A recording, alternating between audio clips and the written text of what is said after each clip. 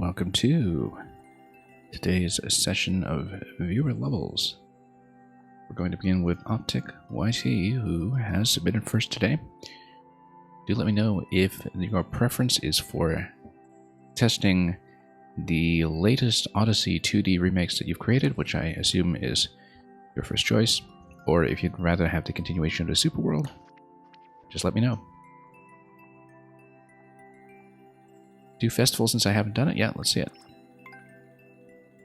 Part 5 of making all Super Mario Odyssey 2D areas in Mario Maker 2. This time we'll be looking for 4 moons.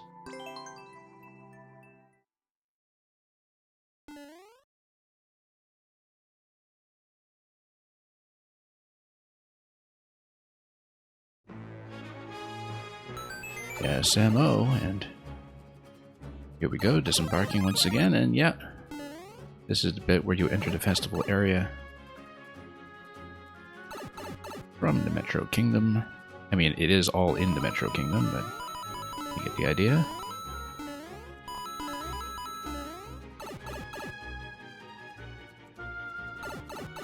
And yeah, next will be Snow and Seaside, and of course we have the Donkey Kong barrels here, represented by these spike balls floating around a night airship. But of course, being the festival, of course you would want the night theme, wouldn't you? With all the stars in the sky. And honestly, I do find Odyssey's 2D sections do have a bit of a floaty control to them anyway. That makes them feel quite a bit different from actually playing 2D Mario, but then it's partly because Odyssey is played with a stick, which I find very unfamiliar for 2D Mario anyway.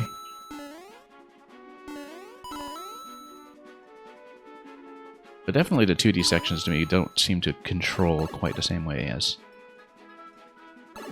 the actual SMB1 on which the artwork is based. Anyway, down we go, and let's continue.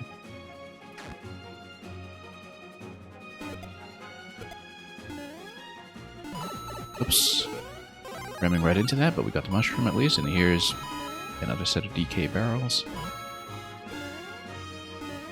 I'm kind of curious how you'll eventually try to represent the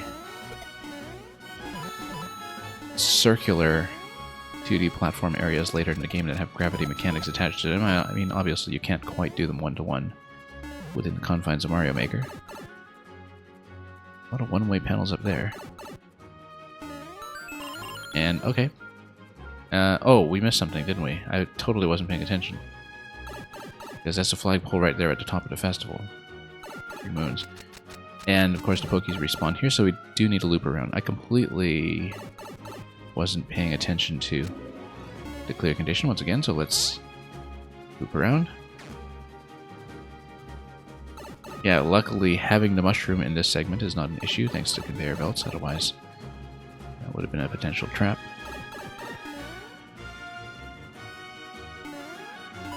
Alright, let's find it again.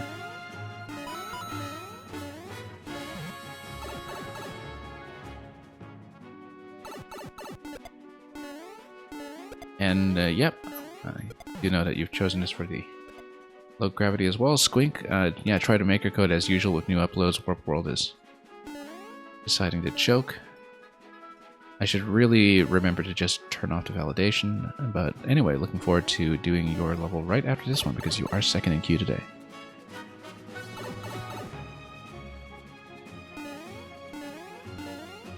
And Squink, hope you've been doing well.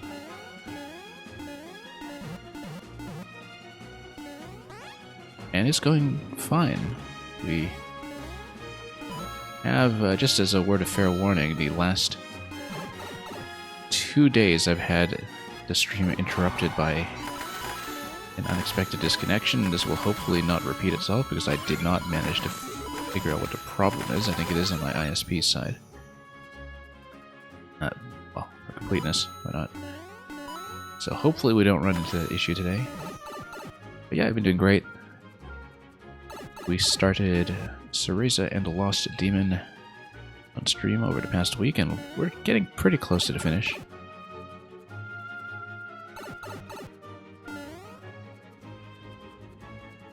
And that's great game, incredibly overlooked.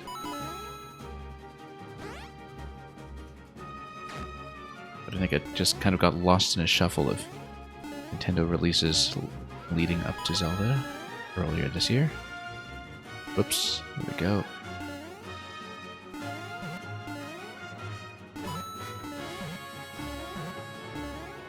Now let's head up here.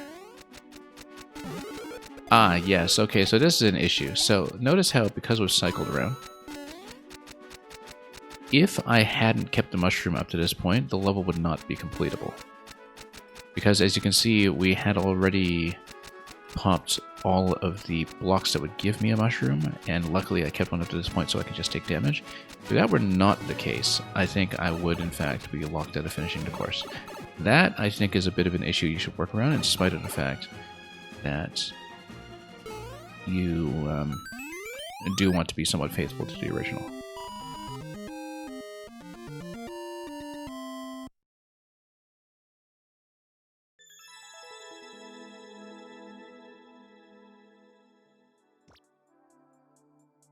And the next entry is already out. Well, you can always fix and re-upload. It's really not an issue. I've seen people take down entire super worlds over small bugs like that. And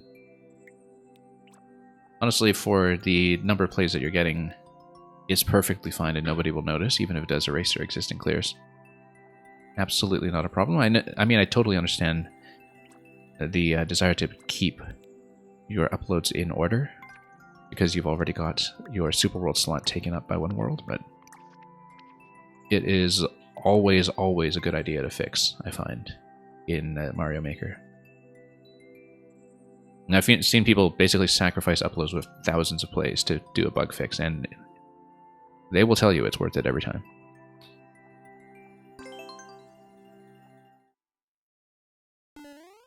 And, yeah, Jocelyn Boop. Welcome. Looking forward to Challenge for Dad, 4th version. And like we were saying, on its 4th version, that's what playtesting is for.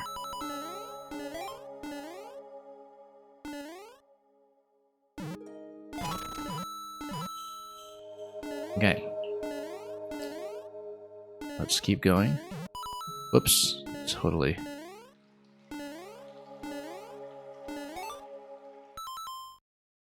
Yeah.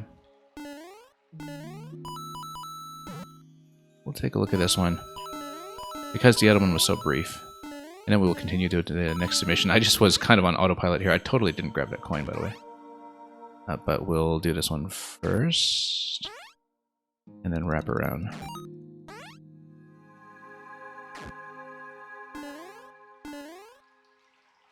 That's okay. It looked like it was quick.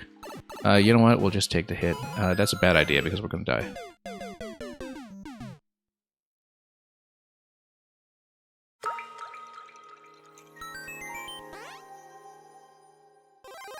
But yeah, I don't mind doing this quickly since we should be able to make short work of it. So I think maybe we should have just waited past, whoops, this section here. Let's get out of there. That was rather careless.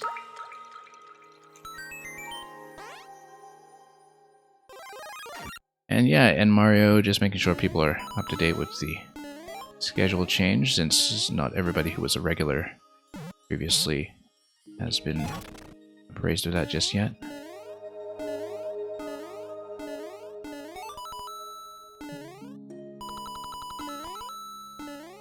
We should obviously use the shell to clear.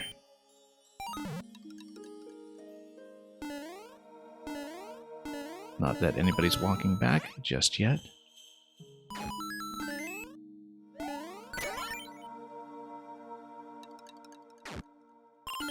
That's 1 out of 6. We'll continue in here. This one? Oh yeah, we'll take a look. Almost certainly. I don't remember this area very well in the original, to be honest.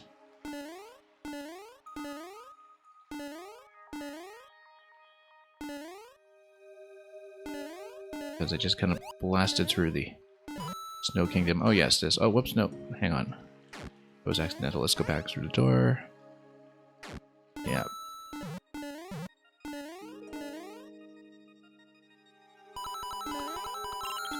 There we go. Bit careless there, but that's okay. And we'll wrap around this side.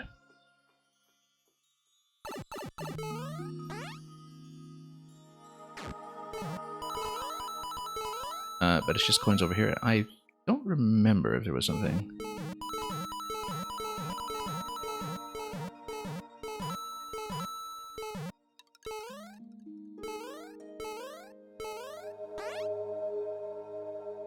We'll check the other doors one at a time. And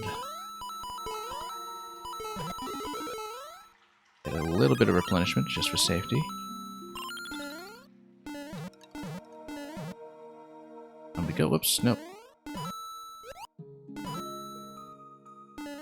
I already see a potential issue, which is that that would lock you out of this area here. Oh, actually no, because of the way the door is connected. Wait, but then you would need the Koopa shell up there. Now, does this one break? Because if it does, then you also have a potential problem, I think. We'll drop down the other one soon.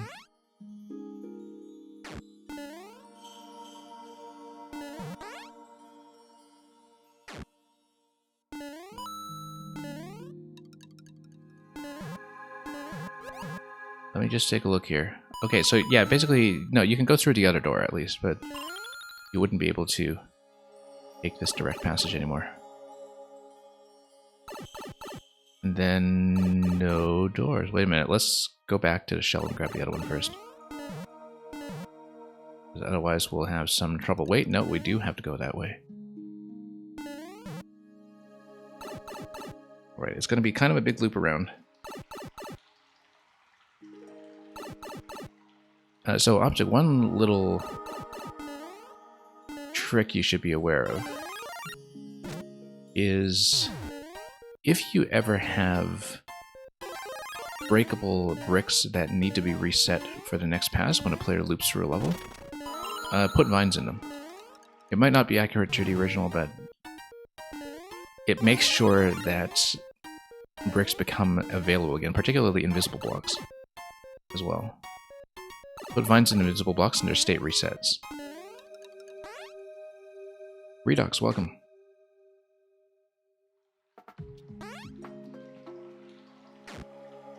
Yeah. Okay, let's go back down and then... We wanted to kick the red shell that was up in the top corner. I think we wanted... not this door. The next one over. Yeah, the shell physics are different in the main game. Yeah, I remember that. Somewhat.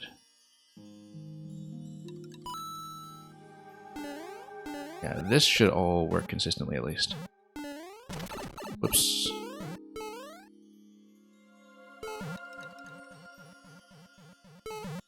This we can no longer break, of course. Whoop. Well, that's a big reset. We just needed to get up to the shell. That's okay. We'll redo it. And we'll be done in no time. Now that we know where everything is. Oops. Still adjusting to the ice here. Not quite acclimatized to winter yet. And yeah, Redox, hopefully your code actually comes through the bot.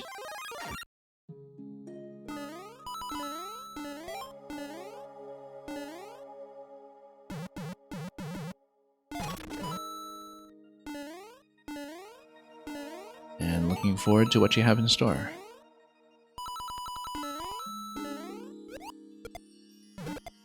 Okay. Clear, please. Yep, there we go. And we'll remember to check the top side this time.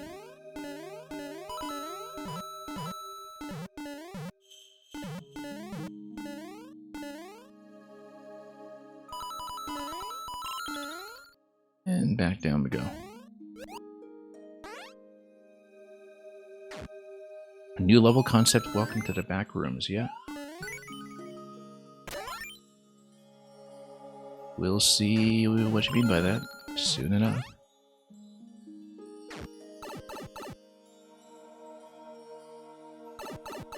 Alright, we know this one's skippable. Let's just go over here. Probably just gonna do the right side first this time.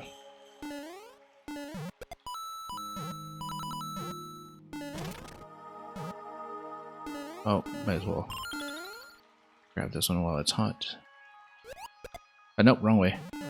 We'll just have to respawn into this section and redo it.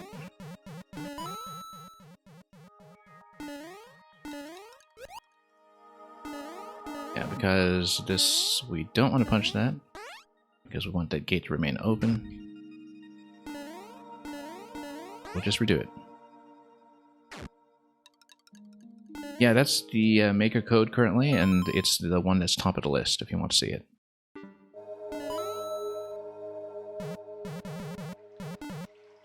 Yeah, I remember this as the bit in the Seaside Kingdom that's kind of embedded on the seafloor, right? Like it's the square that's on the seafloor.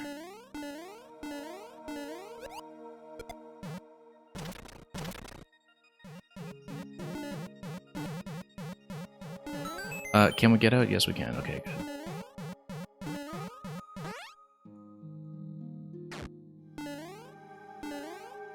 I think it was, anyway.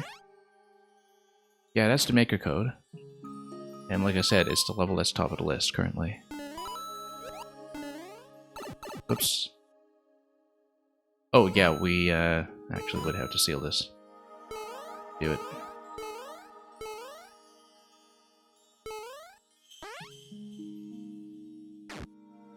Maybe there's been a new upload since. I don't actually know. This is the one that's marked Snow and Seaside. Did we miss one? I think we missed one. Alright, let's handle this with care.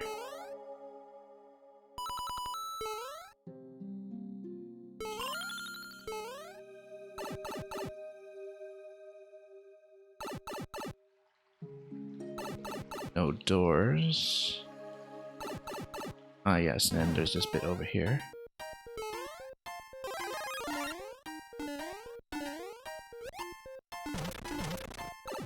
But no. And of course, because of this slope, we had to reverse through the whole thing. Okay. I did not mean to enter that pipe. This took much longer than expected. Okay, let's go back down. Let's try it again. Just a minor slip up that just sends you back quite a ways. Yeah, gotta be careful with slopes like that if you have something enforcing a one-way pipe.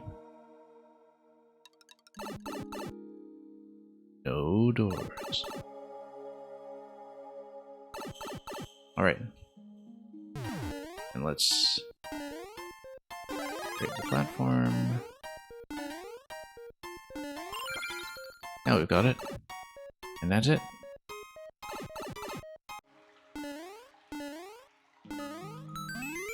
Alright, thank you very much, Optic. Bit of a double feature to start things off, and then let's go down the list. World record, apparently. I mean, the way I looped around endlessly, that probably wasn't likely to hold. Let's take a look at Squink.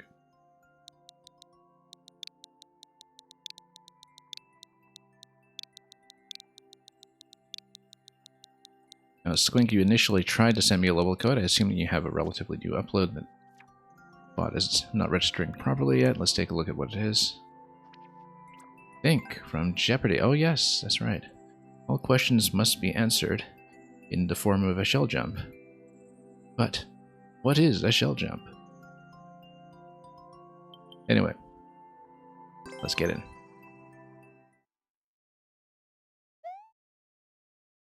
Now, the thing about shell jumps is, does this end with a daily double? Oh, whoops, we should have fallen onto that gracefully.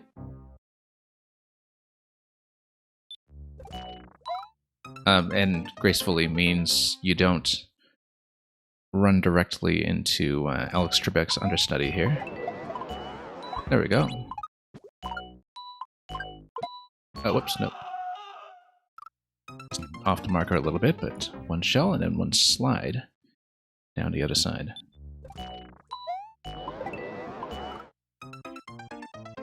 Okay, we need a better approach to that one. Clearly didn't come in a very good position.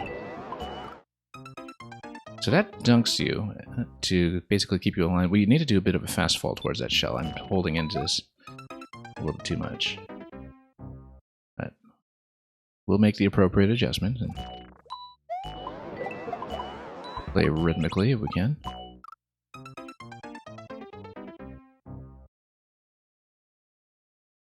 Is there a rule list? Yeah, it's pretty long-winded, but it's simple. I mean, you can type exclamation mark rules. I haven't updated it in a while, but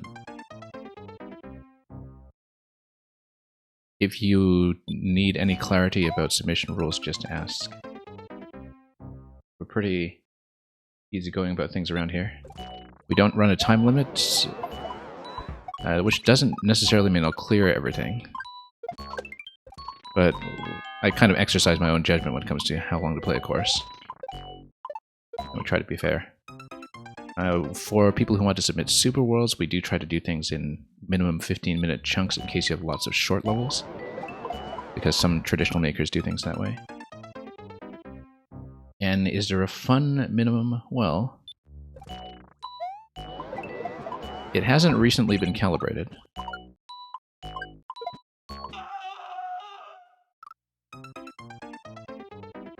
I generally find that the quality of submissions I tend to get around here is pretty decent, and it tends to elevate the quality of submissions from everybody else just by peer pressure alone.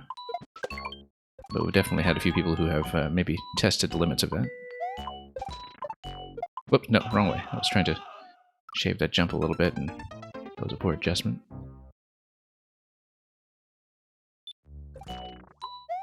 Yeah, don't worry about the fun threshold. Let's see what yours is about when we get to it.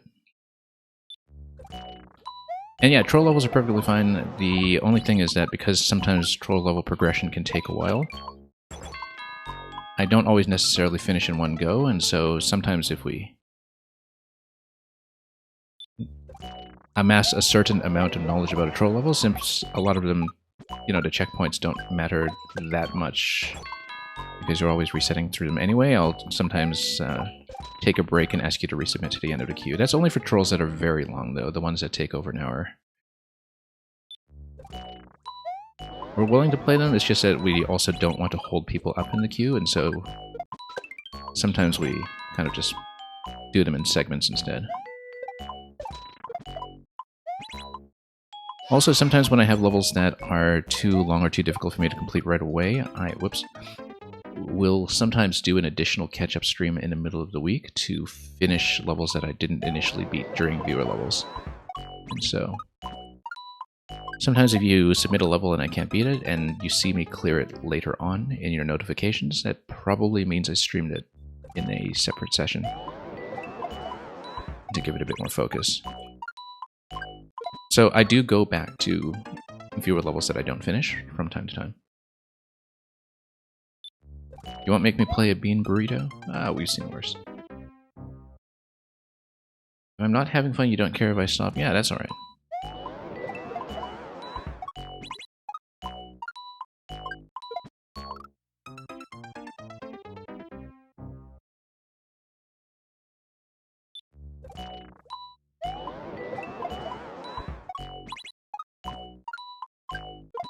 Oops.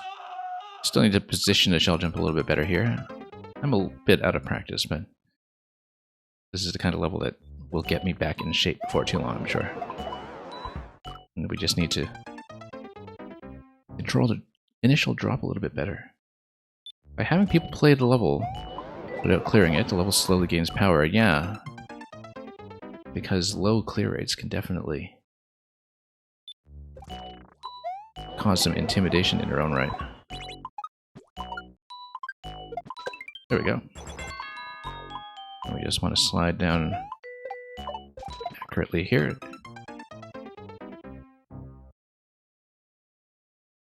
And yeah, I was trying to shave a little bit of time by doing a short bounce on the first bounce, because I know that our timing was a bit in trouble, but that did throw off my internal rhythm a little bit. Because we do want to get ahead of the auto-scroll slightly, and I do need to make a couple of improvements when it comes to jump timing. There we go. Yeah, the auto-scroll timing is going to matter. Whoa, no, bad. Release. Yeah, against that single column, I haven't really done too many of those single column ascents with shell jumps, to be honest. And we'll just need to figure out that timing once again.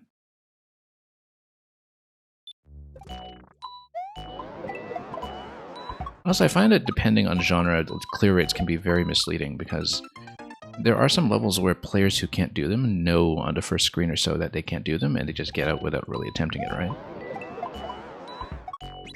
And then there are levels that feel just doable enough that they have artificially low clear rates, because a lot of players will keep on retrying them even if they are failing.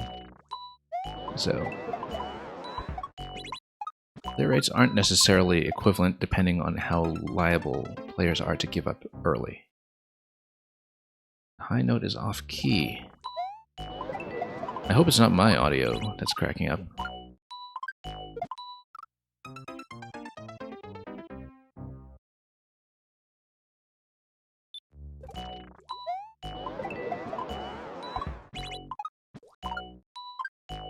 I'm listening to it carefully now.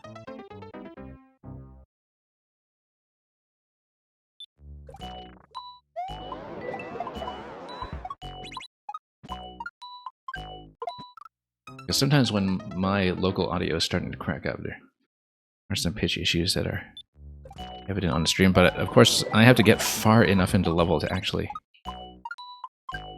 listen for the top of the melody, which we're not quite reaching. There are only 2 octaves. You made a creative decision. Yeah, I'm trying to listen to it, but I'm not getting far enough to the level to catch it. Oh, I see. Yeah, that's right. You only go up to the 9th instead of the 10th. I don't have perfect pitch because so I don't know what key you're in, so I always kind of think about things internally in terms of relative pitch and scale degree. So they're going up to the re above the octave instead of the mi, which is what you're doing here.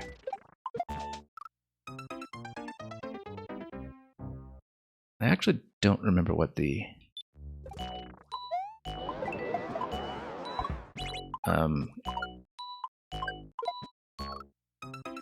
range of the Mario Maker palette is, actually, now that I think about it, in terms of the highest note that can still be activated by this kind of mechanism here, where you have the note box below. Whoops.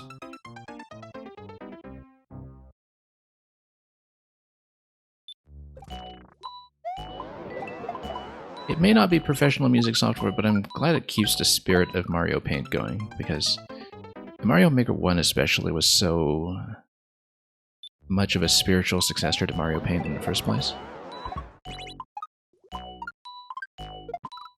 Especially with the Fly Swatter game and everything, but, you know, music levels, I think, are really the thing that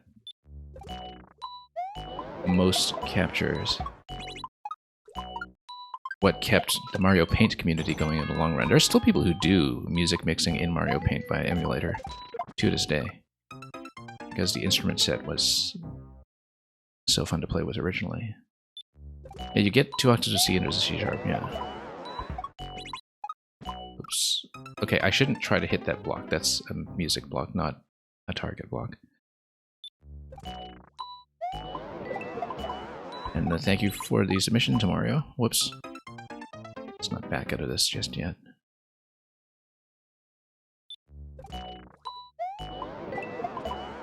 Yeah, sorry if I've missed some messages in chat. I've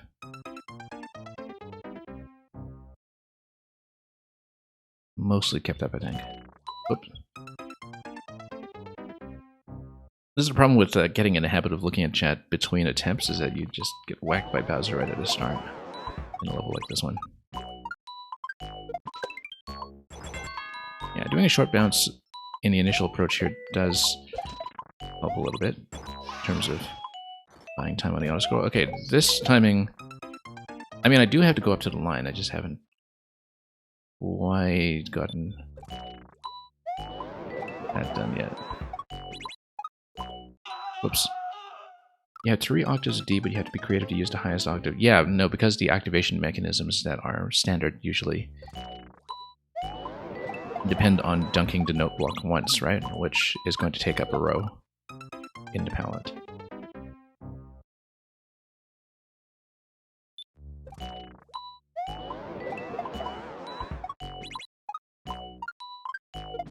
Nope. Yeah. As you can see, way out of practice. Yeah, the early shell jumps are simple. I can't quite make sense of the input for the single column one yet, but it's probably much simpler than I think it is, given the way it's marked. It's just that my release timing is poor.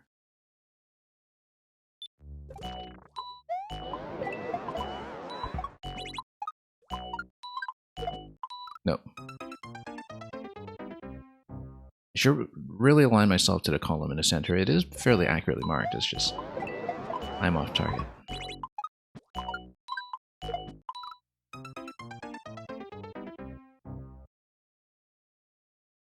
That's okay, we'll get our act together eventually and let the queue fill up behind the level. Oh, got it that time, we just smacked the ceiling.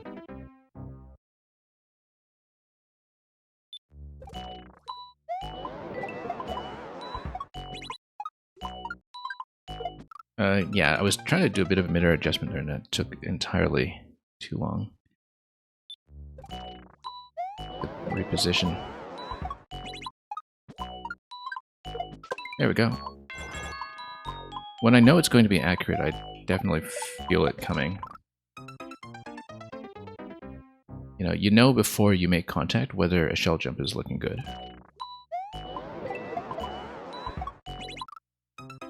Which is true of most jump mechanics in a game like this.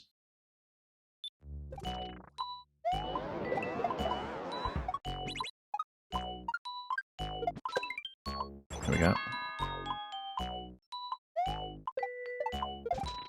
Yep.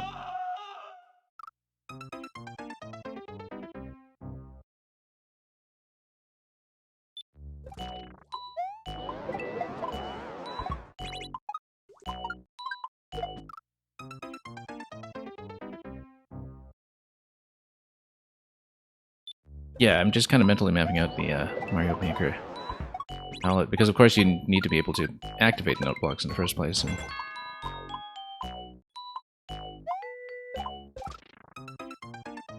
because with 2 full octaves and additional note, you basically have 26 rows just occupied by that. If you're going like C2, C sharp 2 octaves above.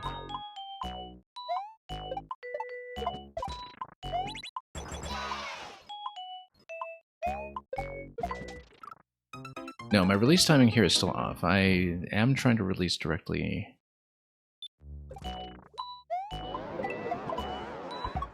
at the line, but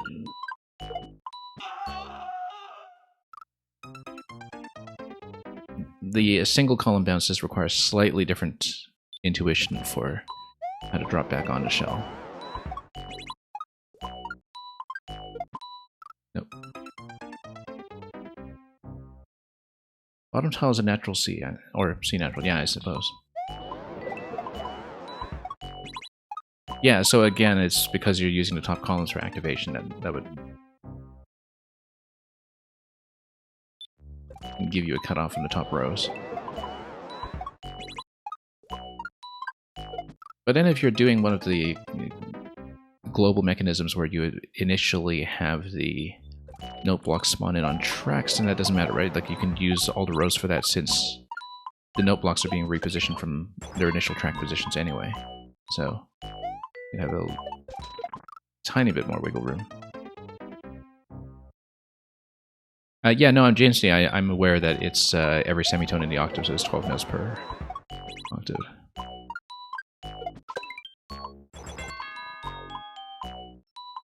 I think very chromatically instead of diatonically, so yes, I was kind of working in multiples of 12. Oops.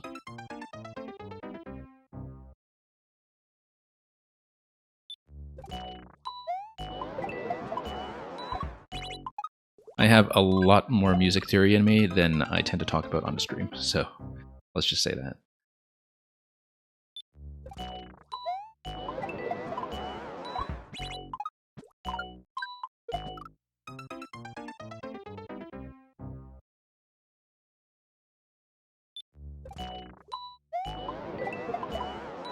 Yeah, because if you're working in C, then it would be a high E there that you're trying to reach for. But you don't need a full 2-octave range for the melody, though, so, you know, theoretically you could just transpose it to a key that fits.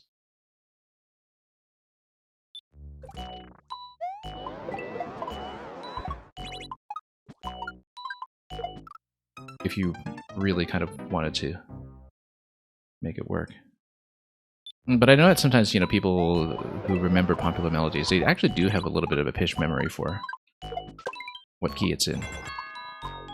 Where, you know, I say I don't have perfect pitch, but I can sometimes tell with some notable songs and recordings if I'm listening to the original key. Okay, reversing backwards actually did help fix that jump. I actually faced backwards for it, and it functioned. I'm supposed to throw left and bounce off of it on the P block, I just missed. And that was an accidental up throw.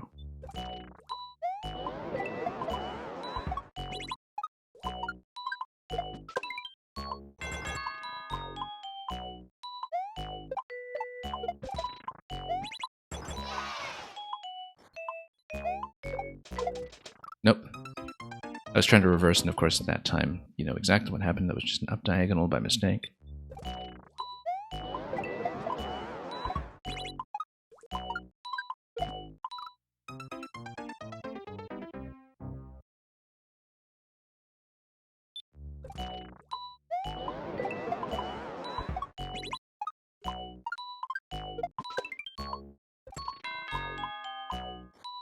So the thing is, I'm very accustomed to mentally transposing a lot of things from C down to B flat anyway.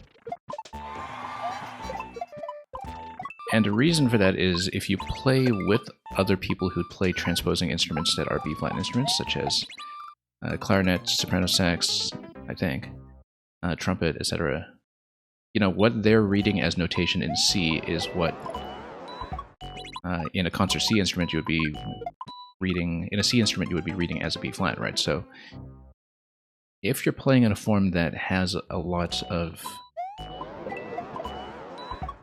instruments with flat key transpositions, then you wind up kind of mentally mapping things into flat keys like B flat, E flat, A flat all the time. So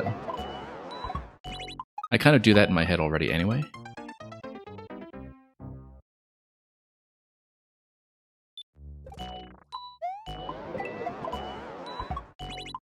That probably made sense to any musicians in the room and no sense whatsoever to non-musicians, for which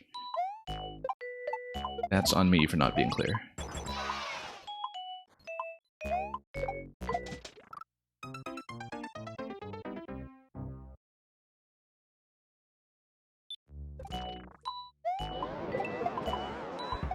That's okay. I mean, you still need enough vertical space for the platforming to work out, though, right? So, you know, you always kind of have to balance the needs of the music against the needs of the platforming in some ways. We're kind of hugging a lot of the top columns anyhow.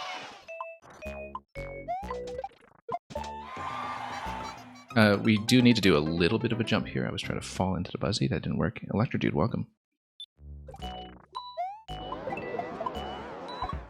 Yeah, we are still on this level, but we are making steady progress. Especially now that I've got the single column jump tidied up somewhat just by facing backwards into it. I don't even know why that works, because as a single column you would think the interaction is symmetrical, but for some reason it fixes my timing. Oops.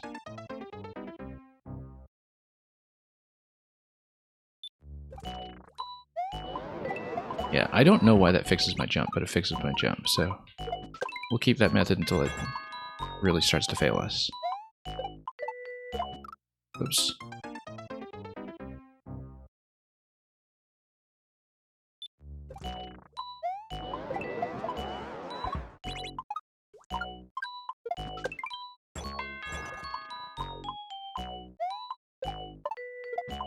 Well, you can pretend that the instrument here is somebody trying to sing the Jeopardy theme, but not being able to produce a note high enough. And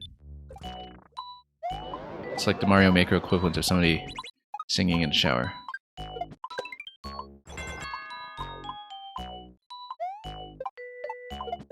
It's like that sometimes with certain national anthems where you hear people sing in a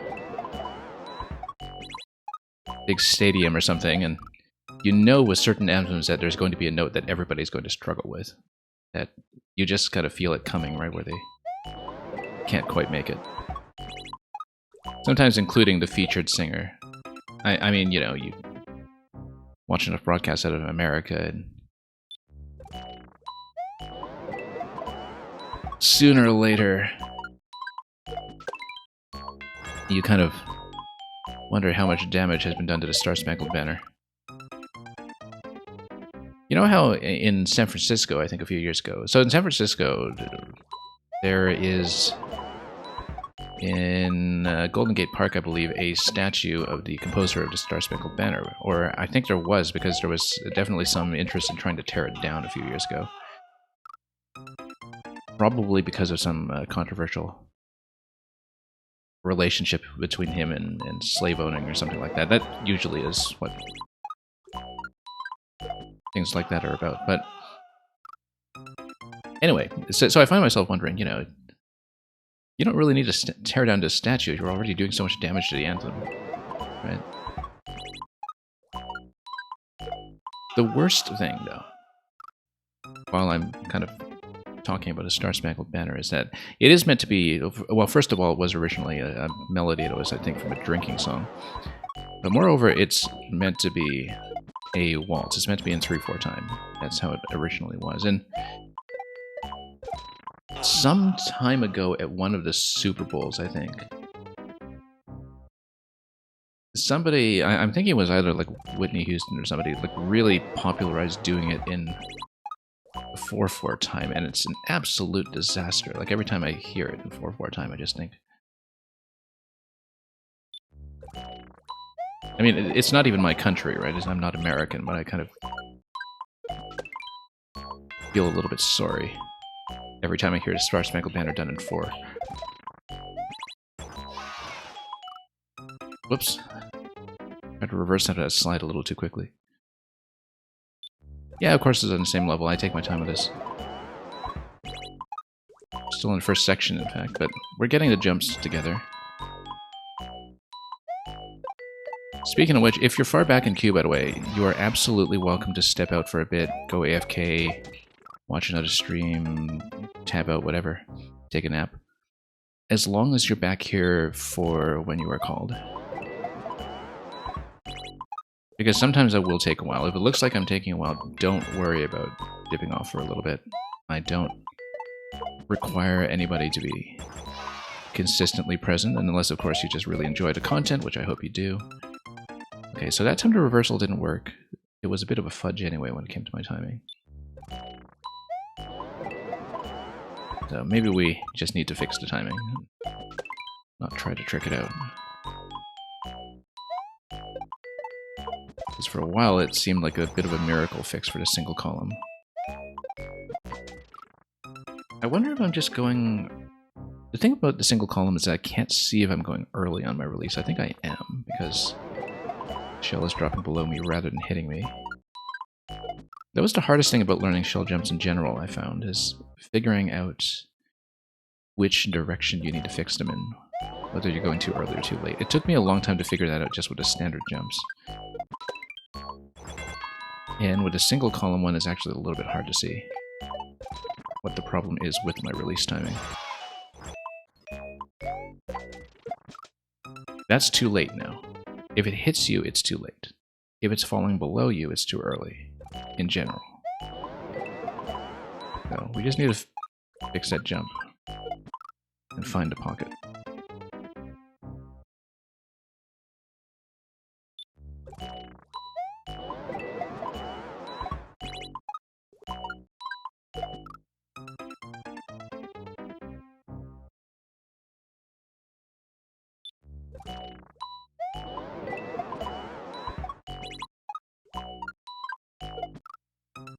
Not quite.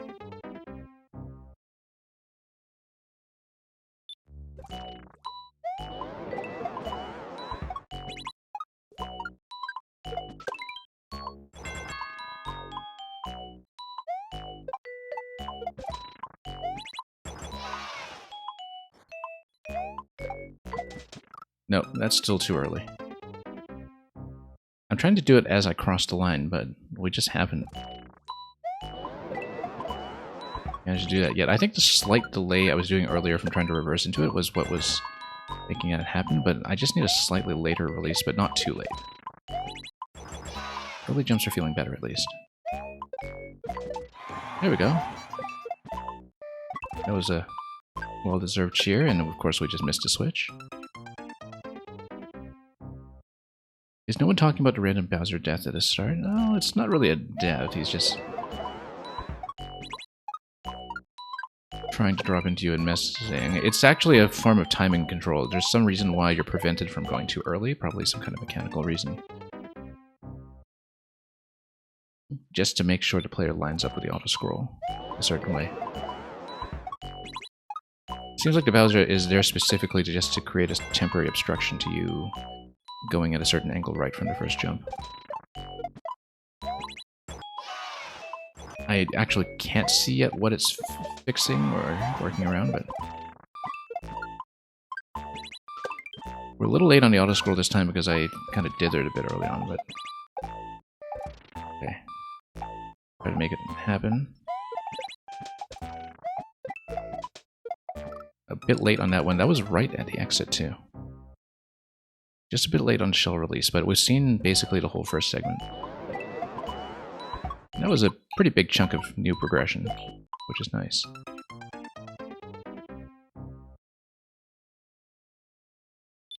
Yeah, big breakthrough, actually.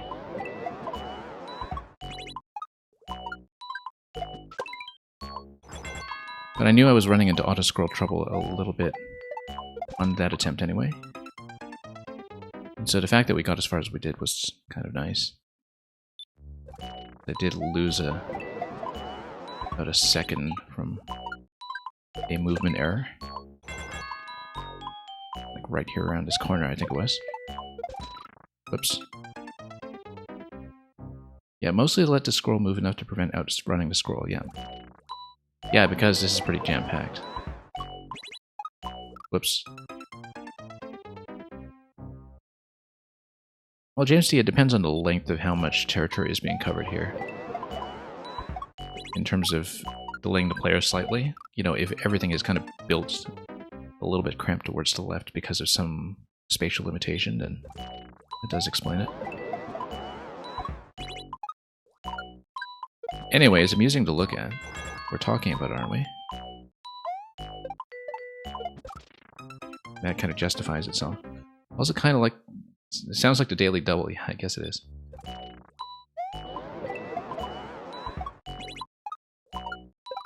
Oops.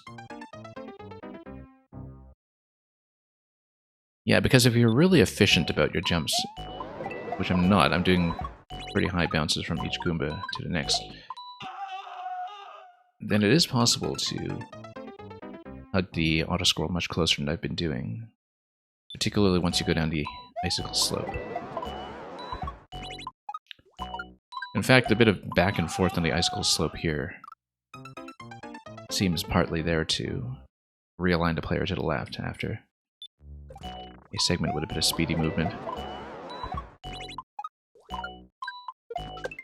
A lot of little considerations like that when it comes to music auto-scroller. Whoops.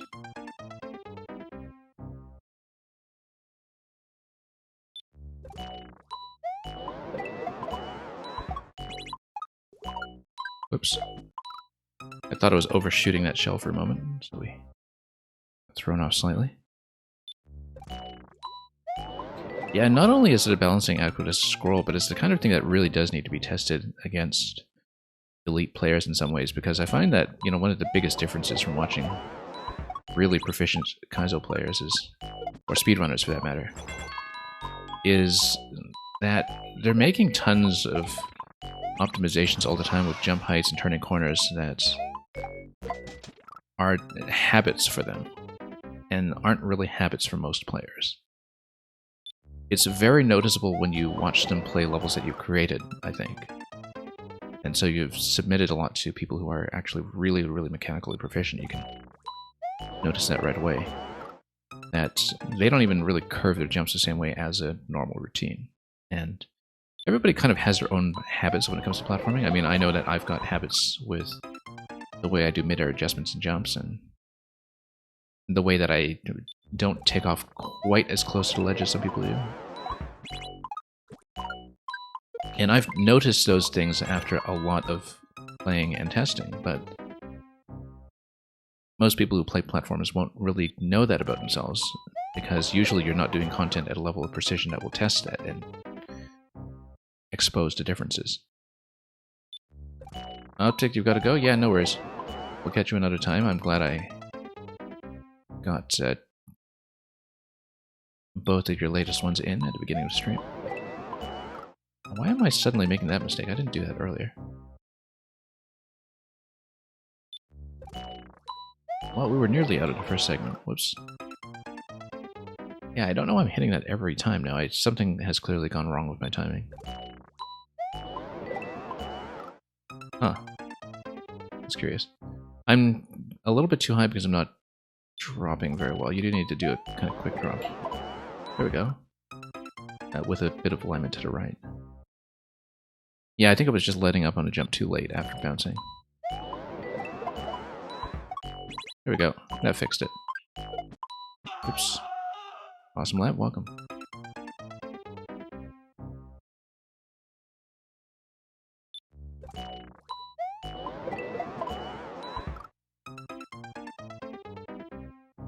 And yeah, thanks for waiting, everybody behind this one. I may be working on it for a while yet because we were so close to the checkpoint, but try to make it a smooth experience. Whoops. And as always, anybody who gets into queue before I close submissions, if I get to you, you will be played. Whoops. We try our best not to cut off before we get through the queue. Okay, just need to get the muscle memory back. We were fine for most attempts here, and then suddenly I've kind of lost a groove. So we just need to find the pattern again and get it back in the muscle memory. There we go. Just, yeah, hold right into that, but not the jump. At least during the initial descent.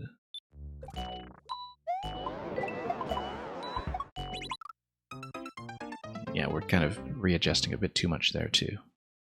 That's okay. We'll just sort this out. Okay, there we go. Finally, good attempt. So far. So far.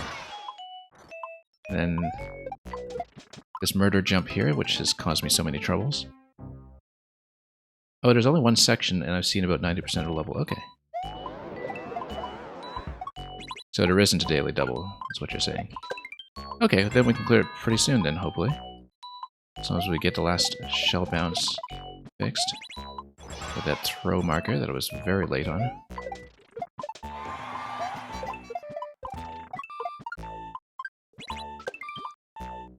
There we go. This one's a bit tricky here. Oh, we got it.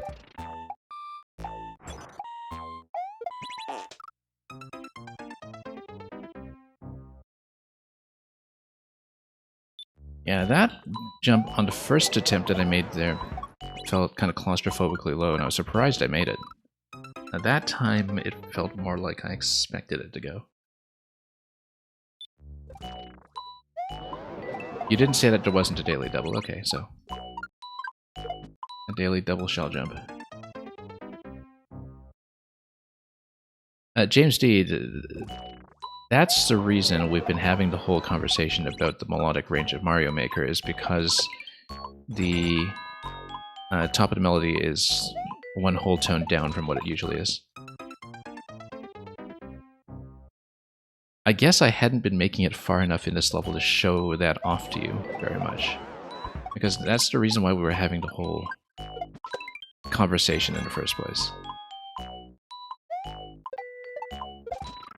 Oops.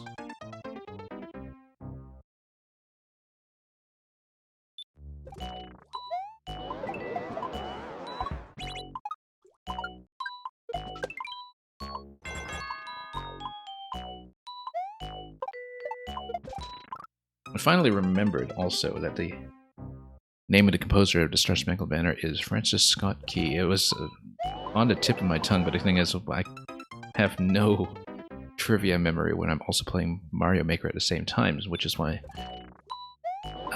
you should always expect that my commentary is actually extremely inaccurate about basic things.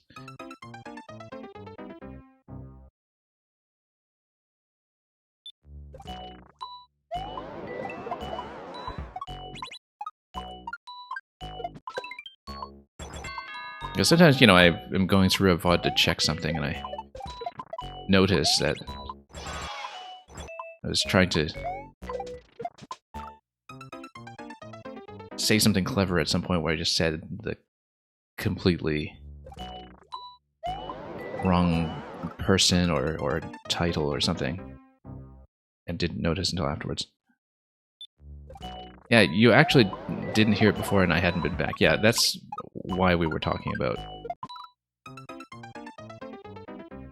accommodating the range of the Mario Maker palette and whether it's worthwhile to transpose keys or anything like that.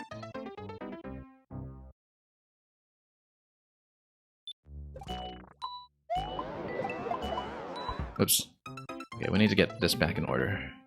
Because we had a good attempt just now, we just needed to redo it.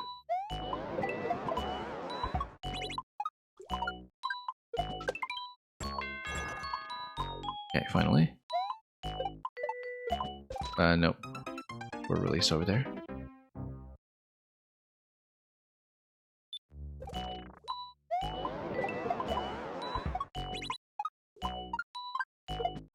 Shell jumps are very much a consistency check.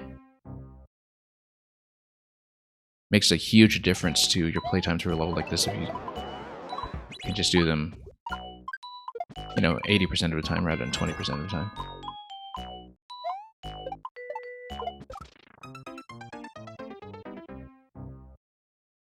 In terms of just how much of your progression you speed through. As I often say, when I first started streaming Mario Maker, I had never done a shell jump successfully. And I knew at the time that a great number of viewer levels were potentially going to be Kaizo or Kaizo adjacent. And so one thing I had to think about at the time when I was starting to stream Mario Maker is, okay, what do I do if people send me shell jump levels? It used to be, okay, fail them a bit and then bail out, but then steadily I started pushing against some of them because, you know, it's a great way to learn to actually have some good content to motivate you. And also be trapped in here with the maker.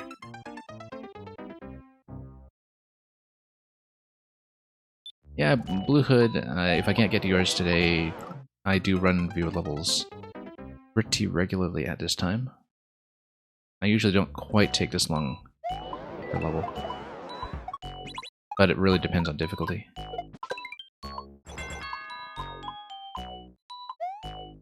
And thanks for coming by and for the follow earlier anyway. I have been having this issue lately where locally I can't hear my follow notifications. Something with my audio patching is broken.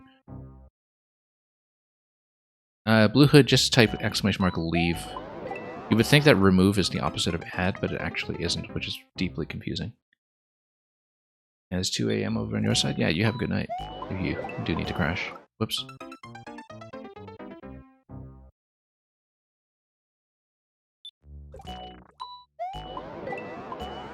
And yeah, James, I think a transposition down one whole tone, you know, you would squeeze everything vertically down by 2 blocks conceivably, but there are very few notes where that would matter, because you can see that even the lowest notes of the melody where it goes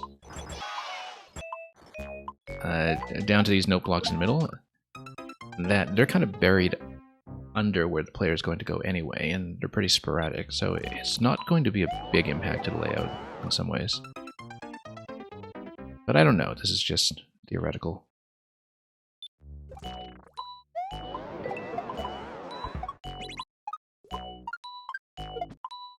Oops.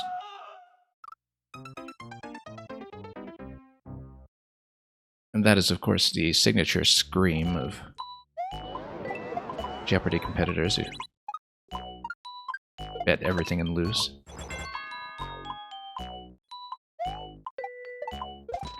I've actually known a fairly sizable number of people who have been on Jeopardy.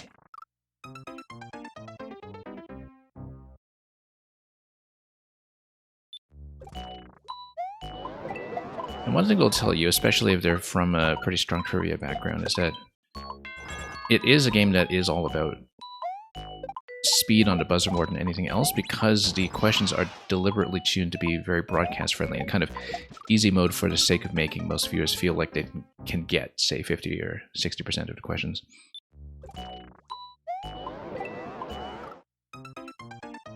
So the actual trivia content is not the challenging part for people who get on the show in the first place, because they'll usually have a strong enough background that, you know, they're accustomed to significantly harder formats.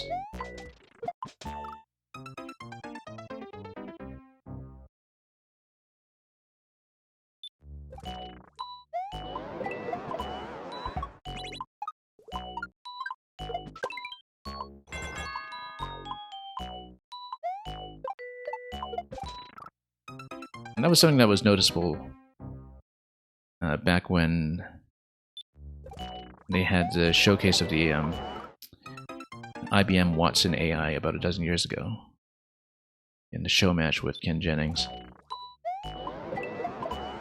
That it was actually pretty much all about buzzer speed. And that was the thing that, you know, was mostly the thing that IBM wanted to demo about Watson as a system, was the search speed, right? That is actually able to trawl through the required volume of data quickly. I should focus on the jumps here. Anyway, there we go.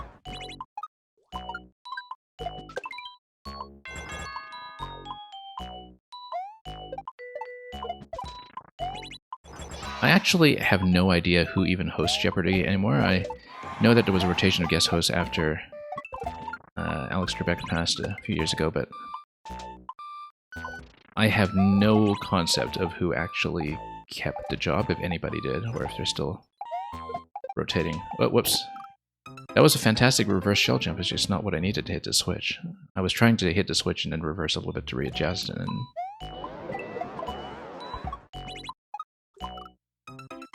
it ended up being an excellent moment of failure. Whoops.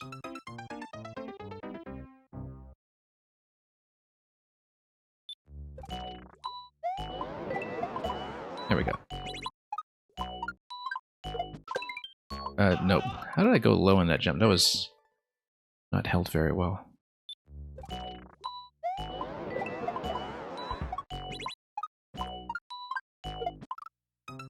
Yeah, thrown off slightly by the first bounce.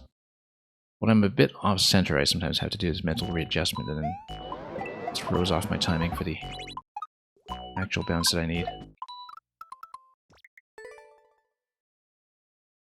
Yeah, it's okay. We'll get it soon enough. We've seen most of it.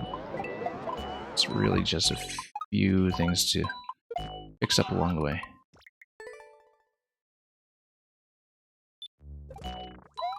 Whoops. Well, Bowser's going to snipe me some of the time.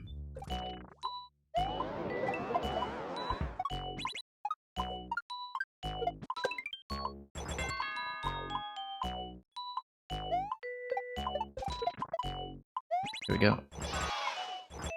Need to find that groove. And that one too. Okay, here's the reversal. And bounce.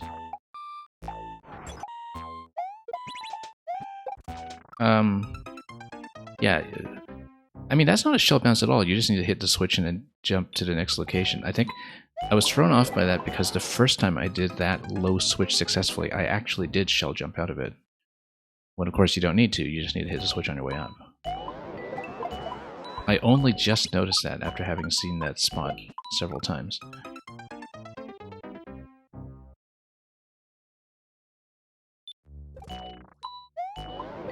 Well, that theoretically makes that easier, although it does subvert expectations slightly. Although perhaps not for people who are reading this properly.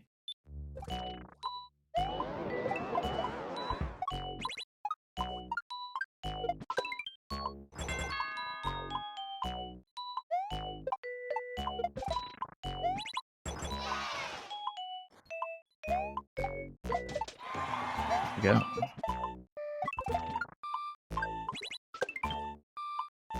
Okay. Oops. I bonked my head on that. Wasn't expecting that.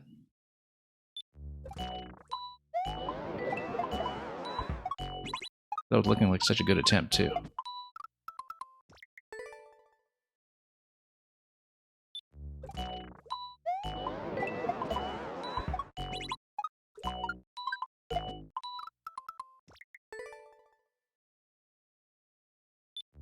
That's alright, just need to re-roll it a couple times and be through soon enough.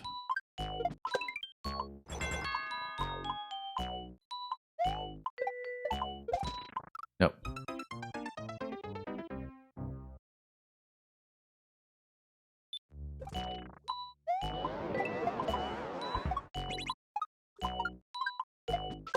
There we go. Went outside a little on that shell jump, but wound up aligning things pretty cleanly.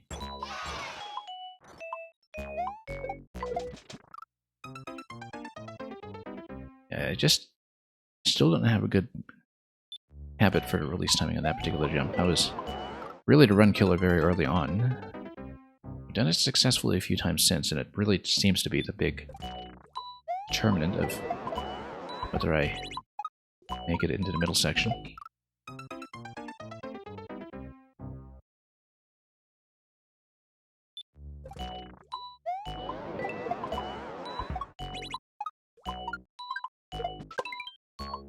Okay. Went a bit close to the icicles there, but we made it out eventually. There we go. A lot of it is just kind of finding the required rhythm. Nope. Again, trying to reverse, just hit the diagonal by mistake.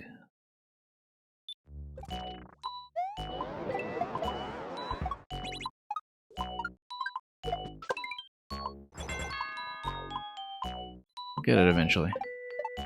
It's within reach, theoretically. I just take a little bit of work. We don't know what the ending is like yet, either. Although we did see a coin near the end, which was promising.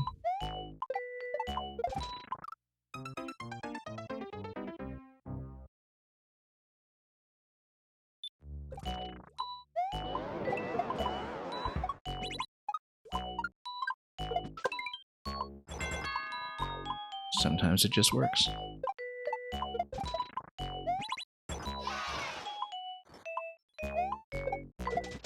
Nope. And sometimes it just doesn't.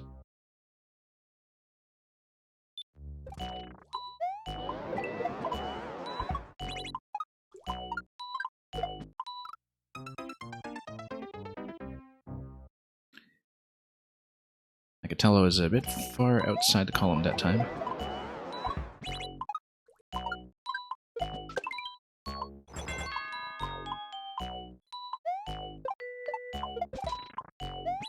But improving slightly.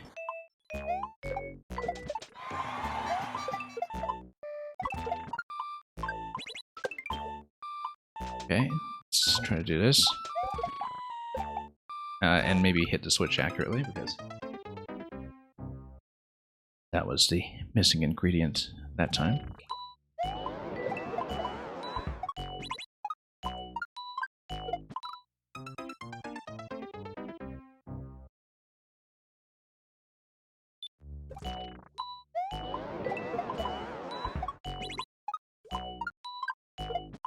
Just need a lot more consistency early on so we can get good attempts in on stuff that's actually testing me.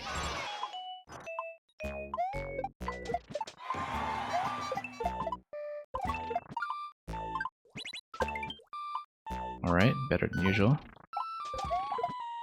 Nope, same mistake. That's twice in a row now that we've gone low in that shell.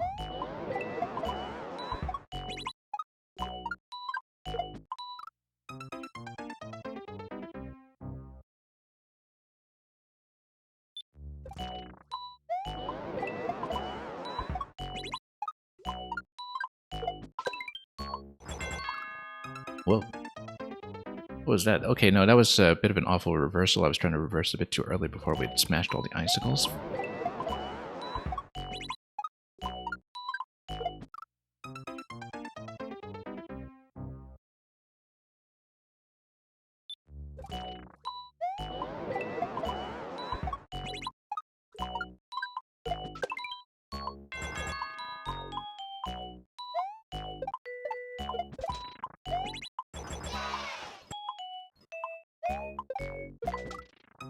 That was late. Yeah, if it hits, it's late. But I have been trying to go a bit later on that release simply because the mistake had mostly been that it was releasing too early.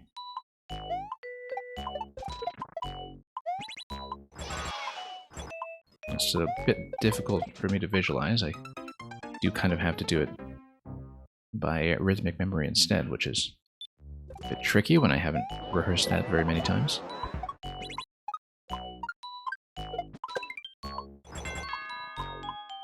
Yeah, because with ordinary shell jumps, at least that gives you a bit more room side to side. You can readjust your timing slightly just by some of the lateral movement. And make sure you land on target. For a single column, not so much. You either hit the timing on the release or you don't.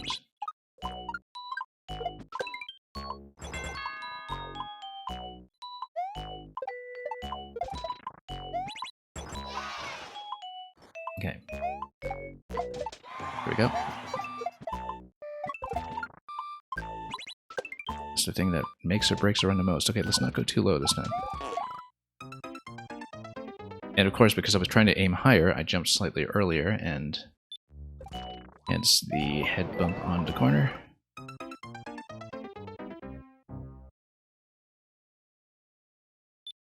So yeah, because I was mentally kind of visualizing an angle that would take me higher, I just ended up jumping too early. Funny how that works.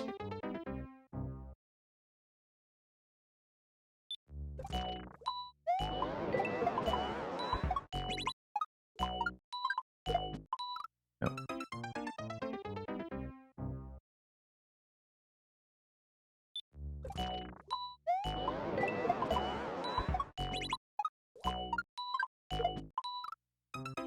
Yeah, we clearly need some Kaizo practice again after months of not doing it so much. At least it wasn't the same mistake, yeah. After you attempt something enough, you develop a catalog of the possible mistakes. Like that one, for instance, that up throw, that hadn't happened before.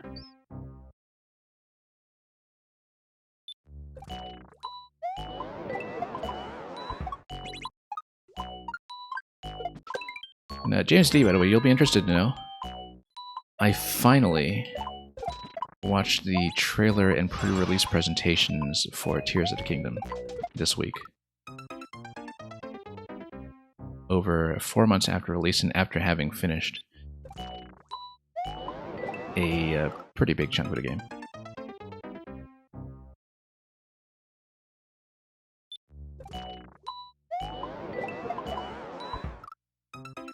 And it was pretty funny because if you look at the pre-release presentation by Eiji Aonuma, literally the first two things he shows are getting up into the sky with recall, which was one thing that I felt somebody had spoiled for me in chat. One of the only things I felt somebody had spoiled for me in chat. And the second thing he shows is the paraglider, which for a long time I wasn't really even sure was in the game until the evidence mounted that yes, it was.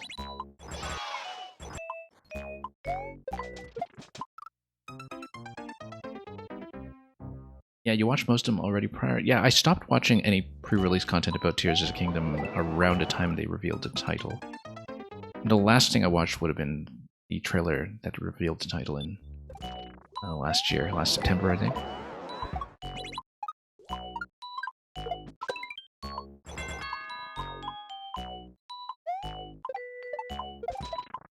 It's kind of interesting to reflect on what they did or didn't show. Whoops. This jump.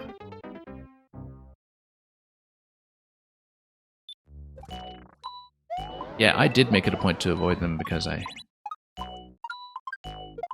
knew what my experience with Breath of the Wild was like and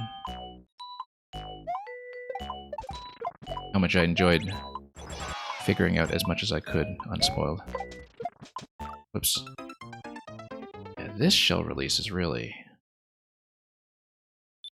for some reason, really difficult for me to learn.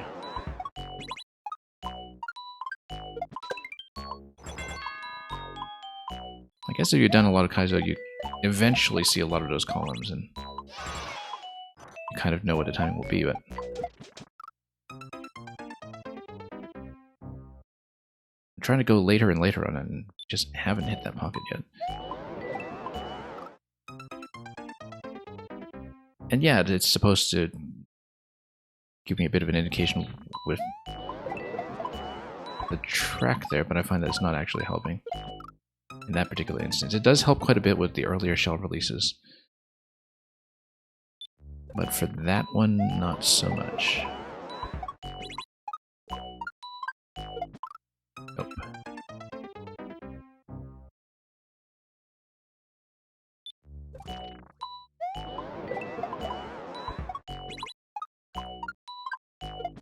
In general, I like going into things pretty cold. I do the same with films. And, you know, mostly because I kind of like that process of discovery, and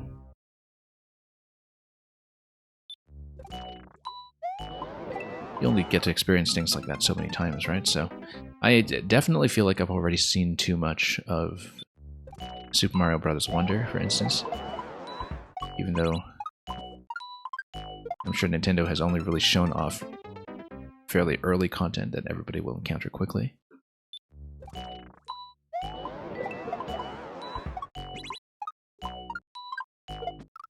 Whoops.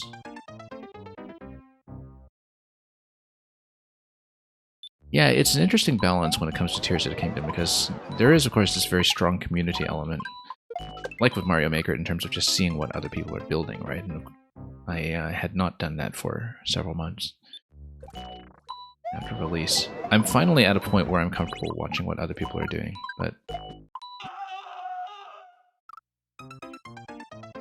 because in terms of anything that's really puzzle solving in my own right, using my own contraptions, I'm pretty much sure I've exhausted what I want to challenge myself to do, so.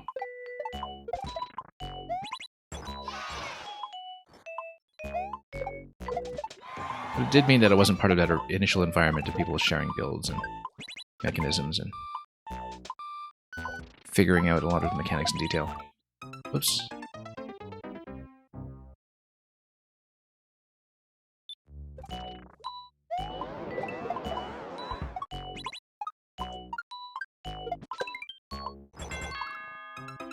And, oh, I released it too early again. Yeah, Luca, actually the worlds thing is pretty outdated. I have a much simpler principle nowadays, which is that we'll just go for the first minimum 15 to 20 minutes or so if it's a series of very short levels. I should actually revise that. That document that you see in the chat was from about 2 years ago. We don't really care about Game Over anymore. That was back when Super Worlds were a fairly new thing.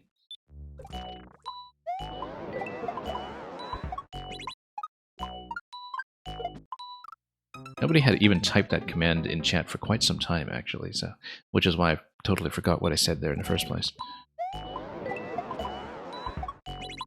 But yeah, we have a much simpler approach to it nowadays when it comes to queue management.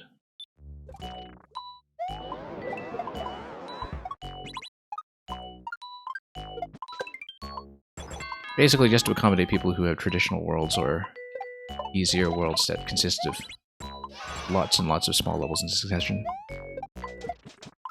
That release is still a run killer more than anything else in this level. We've been on this, I think, for close to an hour, and the thing is I've gotten so close too, and I know that everything here is doable for me, but we have a few traps that we run into repeatedly, like this one.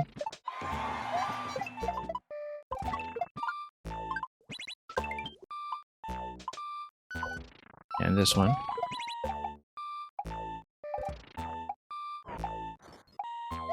And this one. Whoops. Went low in a jump because that time I was thinking mentally, okay, I don't need a shell jump that, I just go straight up, and of course we released the jump too early. So. There we go.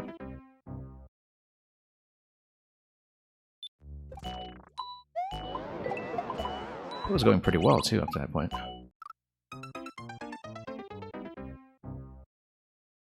So yeah, thank you again to the patience of people waiting in queue. I know that taking a bit long on this one, but you know, that will probably be true of other levels as well. And now that I've had to adjust quite a bit over time to how the queues tend to go, how many submissions we tend to be backlogged by, and how long people can stay, so we'll push on it. It's not really even that hard when it comes to the mechanics that are required. It's just that there are certain mistakes we have been unable to fix consistently. That was too late.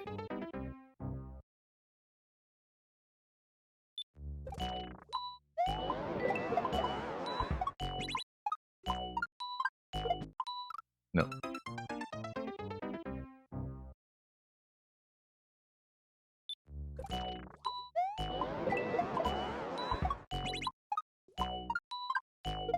Whoops. Slipped up a bit there.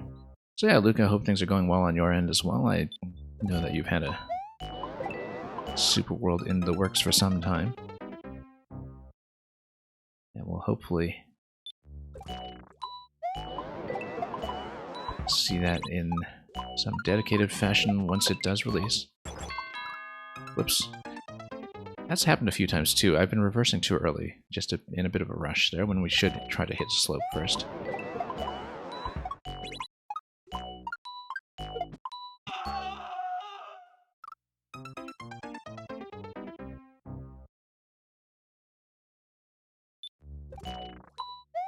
Almost a year at this point, yeah.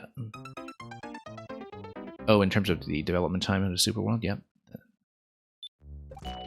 I'm sure it will be very worthwhile.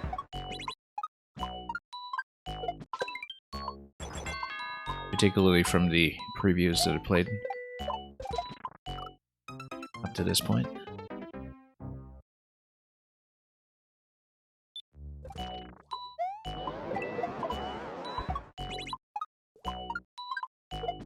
I was tantalizingly close to finishing this level, which is why we've remained on it for so long, that it does feel like it's just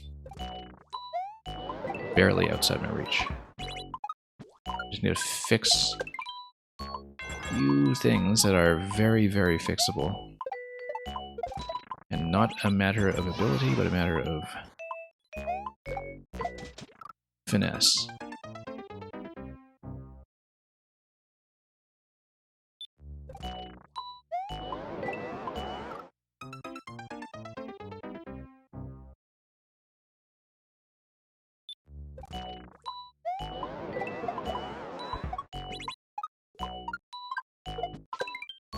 Okay, there we go. I do hope SMB Wonder is playable with my Super Nintendo controller, which I'm using right now. I find it extremely comfortable for Mario. And the control schemes for mainline Mario games tend to be kept pretty simple. Even with the NSMB series, you just really had a two-button scheme where, you know, you could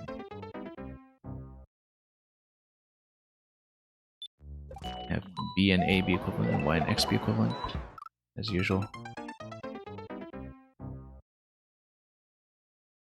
With the added ground pound swirls, etc. But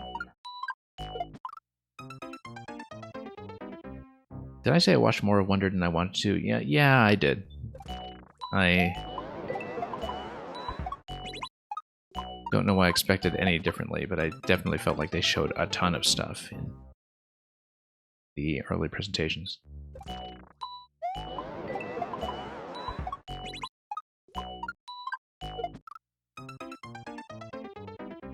I haven't been watching any of the third-party demo playthroughs from Gamescom and the like, just the things on the official Nintendo channels, but that was already a bit too much, I think.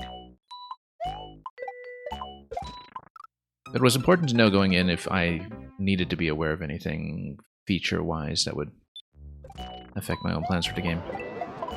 One of those things being, of course, that there is an online multiplayer component that is present, and which I'm glad I know about, even though, as far as this stream is concerned, I will be trying to clear the game solo to 100% first before I set up any kind of multiplayer lobby. And as with the re-release of Super Mario 3D World a few years ago, I don't really know if necessarily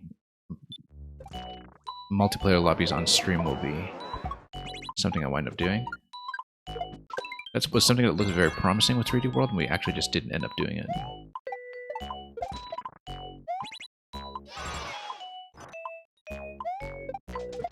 There we go.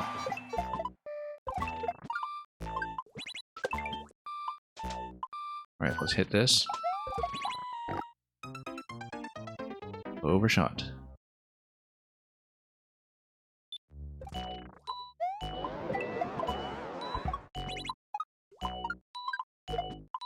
Yeah, I'm sure they have a lot of surprises in store that have not been shown off, but already I feel like I've seen a lot of things that I would have wanted to discover in-game for the first time. And as with Tears of the Kingdom, I mean, I know I'm getting the game. I really didn't necessarily need to see any promotional content, but with mainline Mario, it's very difficult to say no to that. But yeah, I've been telling myself for some time now that it's probably the only game I'll pick up for the rest of the year. It'll be very difficult to say no to something like the Super Mario RPG remake, particularly because the orchestration of the musical score is lovely, from what we've heard. I can't believe I'm still on this. This is not that difficult, really. At least it doesn't feel that way. Objectively, of course, I'm crashing against it, but...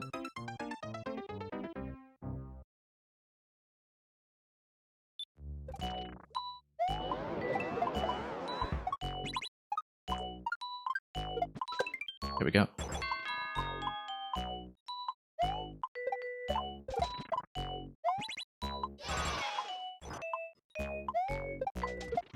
There we go. Well, some of the most important obstacles are out of the way. Let's see about this one. And this one. Okay, need a full jump here. Nope, and I missed a jump. You jump on a shell, and then you throw the shell, and then that's the end. Almost. I see some coins floating around past that shell release that is coming up. But, or at least I did the last time I got there. We're definitely tanking the clear rate on this thing. I think it was about 1% when we came in, and I felt like that was actually... I still think that's fairly accurate in spite of how badly we're doing with it. And maybe slightly sub 1% just because of the presence of any shell jump at all, which is definitely going to constrict its possible audience when it comes to clears, but not particularly challenging ones.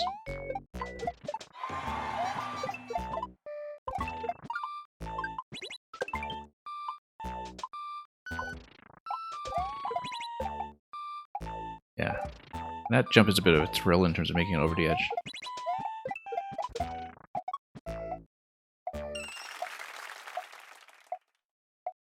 This is the daily double, isn't it? Yeah, it totally is. Ah, okay, this is going to take some work. We knew that was coming, too. We've been talking about it since I loaded into the level, that it would end with a double. It would absolutely end with a double. Okay, that's a fairly major landmark to get to. If we don't get back to it soon, Squink, I will probably bump this in the queue for now and just return to it later since we're not locked behind checkpoint. In fact, I may do that in just a few attempts since we've seen enough to know what we need to work on and that it will probably take a bit more time. Particularly if we're this inconsistent about getting back to it. So, let me check the current list. You're welcome to requeue and we might work on this again near the end of the stream.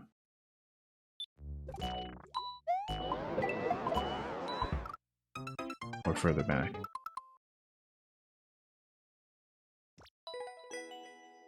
Yeah, the whole level, the goal is about that double. Like I said, at the very beginning, I totally expected it to end with a double. We were talking about it earlier. I thought it would be the case, and I am very happy to return to this if you want to resubmit it. But the fact that we're not locked behind checkpoint means that, you know, I feel like we've made progress in learning it. Thank you so much for waiting patiently, everybody else behind that, including our next in queue. Yeah, it's a put back in queue level, but that's okay. We've made progress, we sorted out a lot of things. I spent way too long on simple things. And I have done a double before, it's within my ability, it's just that it will take me some time to get back there consistently, so gotta do it later.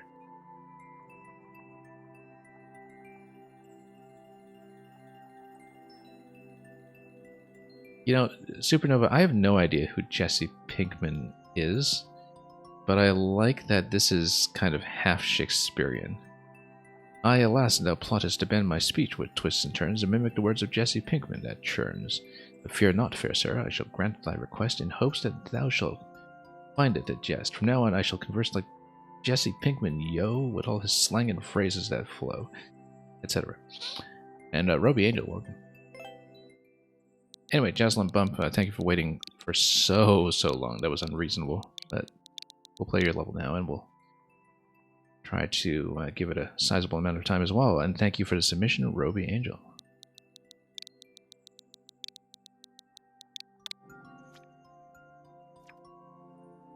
And Antho, try your maker code if the level code doesn't work.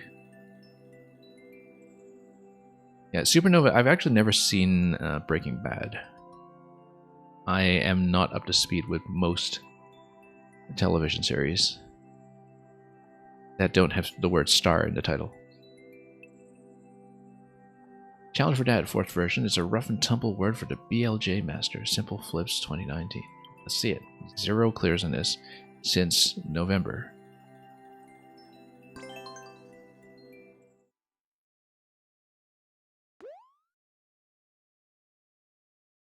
You've been binging it the past few weeks, I see. That may be a sure sign you're enjoying it. Well, this is going to be a change from the last level, that's for sure. Not a tight time limit, so we can actually think our way through this properly. Big coin up there, but that's not... Oh. Okay. It is reachable. Now that's number 1. Let's see if this pipe is reachable on this side. We need to hit it from below. Let's see. It might be exit only. But I'm trying to see if I can make that jump to hit block above to check it. That's okay, it's a matter of assembling knowledge here. I think the pipe will probably be exit only, but I haven't quite hit the correct block to verify. Down below, you see green pipe that seems to dunk you close to a red block, red spike block.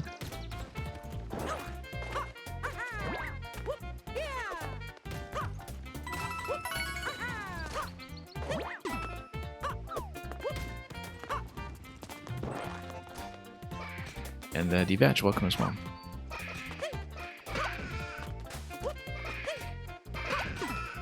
That was dangerous, but we got it. This will eventually require power up. Notice that the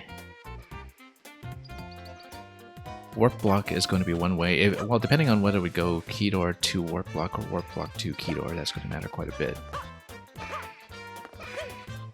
In terms of whether we get locked out. And this is the kind of level where it's set up in such a way that it's not beyond just locking me out of things. Like we were saying.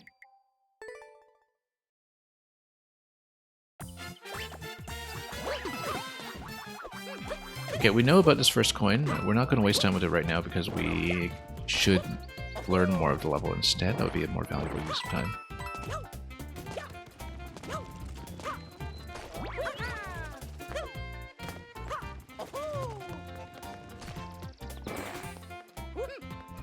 This key does not look obtainable at all. The way the P and the key are trapped here.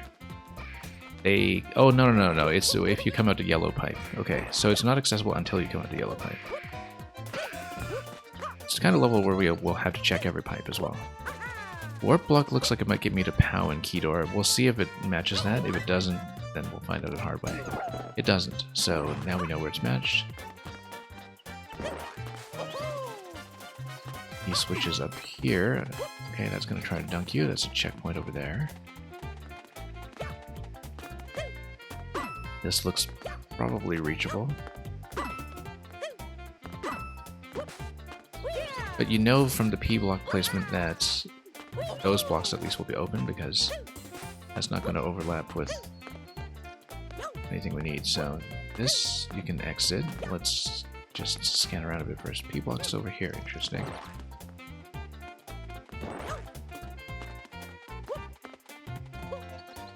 D-Batch, the 3-card Monty. Have I seen that before? Because if it's the concept I'm thinking of, I might have seen it, but that's okay. I don't mind looking at it again. Because I remember trying to reverse engineer it. No, I remember it was really interesting and memorable. I think I know which level that is, and I remember kind of talking about it to figure out how it worked.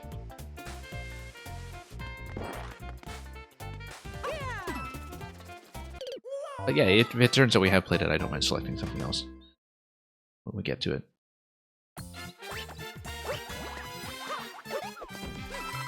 Yeah, so no clears on this so far. I'm not necessarily expecting to change that, but we'll try to explore a bit and see if we can open up a few things. We've successfully obtained 1 coin so far. It is going to be a full set that's required. Can skip all that for now. There is that whole segment here that we can't really approach, or maybe we can.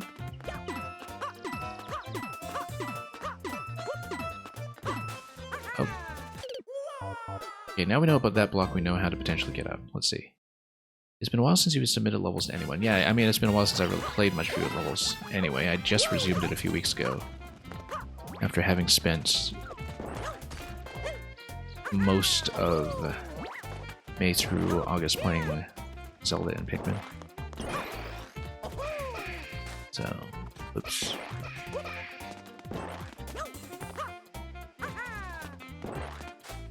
Okay. Oh, look at that cheap. Trying to be all cheap. Okay, so we know about this block here. Let's tap it.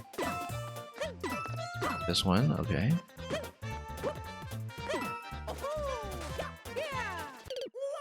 dash panel on the other side down there. Interesting. Kind of implies to me that we could potentially drop down there. Have I ever played Portal? Yes, absolutely. Portal and Portal 2. I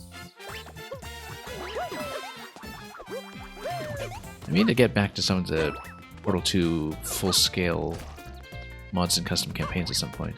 Portal 2 is, as I've said before, a game that I wish it's kind of aligned better with the arrival of streaming becoming ubiquitous, because it felt like the Maker mode in Portal 2 arrived just too early for Portal 2 viewer levels to really be a thing. I always found that to be a little regrettable, because that would have been, I think, a fantastic scene to have be very active. And I don't know if it's something that is active in some fashion. You just played Portal 1 a few nights ago, yeah. One thing, I don't want to talk too much about Portal 2 if you haven't gotten to it yet, but first of all, the co-op in Portal 2 is well worth it as its own campaign. It's a very memorable co-op experience that has very few peers in the industry. The second thing, though, is that there is one thing in Portal 2 about Portal 2 that I miss from Portal 1, which is that Portal 1 has all those least portals optimization challenges. Those are actually not in Portal 2. Because, you know, the level design doesn't support that in the same way, I think. But I always found that to be one of the most satisfying things about... Whoops, just trying to long jump that. I always found it to be one of the most satisfying things about Portal 1 was to do those challenges, because I may not be much of a speed player, but I do like being a bit of an optimization player when it comes to solving puzzles with minimal steps, which is something that I also associate with the game Box Boy. Somehow it was able to play it blind despite the game being older than your eldest nephew, yeah. Yeah, very good that you managed to do that.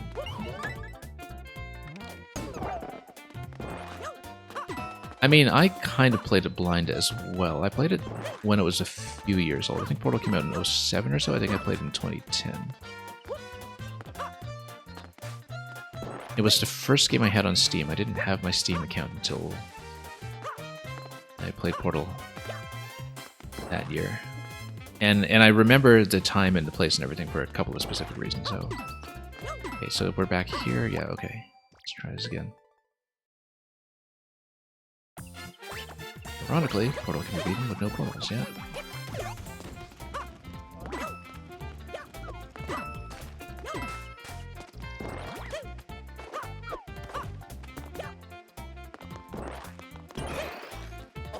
I mean, I don't know if you played it with the original graphics or with the new RTX re-release that basically spruced up the entire lighting model. Because that was a big NVIDIA ray tracing tech showcase earlier this year.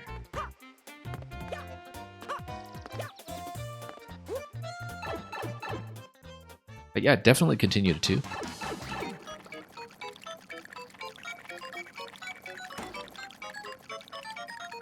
Key switches almost certainly affect something on the other side as well, given the P-blocks that we saw, but we won't care too much about that. We would actually be able to sandwich ourselves there with a high jump, but sure, let's take ourselves up this way just to see what it is. Oh yeah, this is totally doable.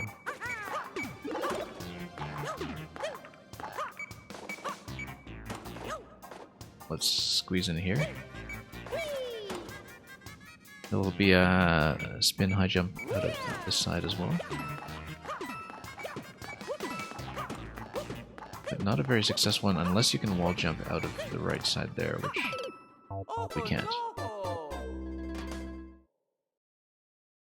Maybe you need to speed past the creepers. Try to get back there. We're obviously not really going to be able to finish this, but we'll try to see more of it and explore it, just to see what we have to work with.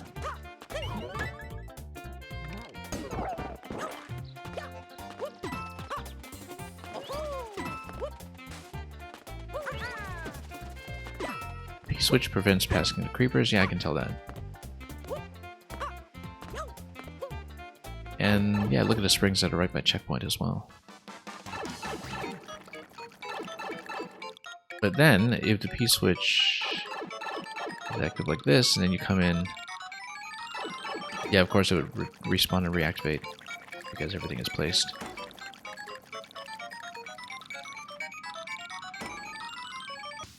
We'll try to do a reversal with the P-switch active at some point, but we'll progress through some of this first.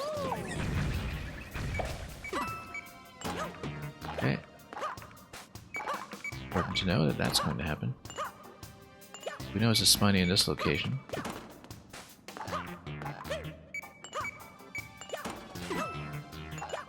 Okay, we know that we're going to get dunked over there.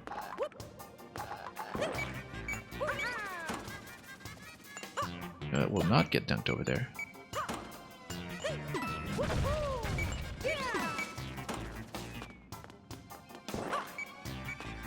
Yeah, probably not a lot of room to move over this area, but we've created just enough of a bridge here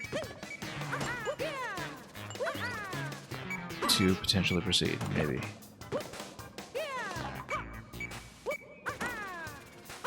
Nope. Yeah, so Supernova, Portal 2 has a standard single-player campaign and a totally separate co-op campaign, which I highly, highly recommend if you have a co-op partner to play it with, particularly somebody who doesn't know the solutions. The concept of the co-op campaign is pretty simple, is that each person has a portal gun, so you get a total of 4 colors, which means that you get portal puzzles that are not otherwise possible. You'd want to do standard Portal 2 first, because there are a couple of new mechanics that are introduced that you should be familiar with ahead of time. But it's an excellent co-op campaign, and one that I don't know if it's actually available on it, because it wasn't a split screen or anything. It's something that you would play on 2 PCs. So if you're playing it on the Switch version or something, I actually don't know if it's in. Because I don't know if the co-op campaign was ported or adapted in some fashion. But yeah, because it was something that I played online co-op on PC. You got it on Steam? Yeah, no, then you'll have it. Oops. Look at this thing over here. Never mind. Okay. We'll only look at this a little bit more because we obviously won't be able to clear it. That's still seeing a bit of new territory, so. Yeah, Electro Dude, got him. SDGML bought the Portal games for you. Yeah, I don't know. She's played the co-op campaign for Portal 2. But you should totally play it with her if she hasn't. You should absolutely do that.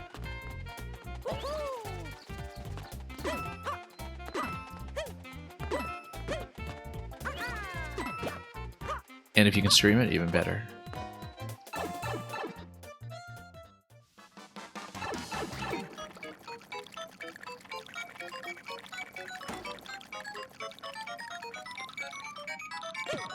I actually should see if I can set up something like a Portal 2 viewer level stream at some point. That might be fun. As I always say, I don't tend to stream off PC very much because I'm on a pretty underpowered setup, and so I can play, I can stream, I don't really do the 2 things at once on the same computer. He's too busy for anything nowadays, that's too bad. I guess that's what happens when you buy a brand new car. Yeah, I haven't seen her around in a long time. I did notice. Okay.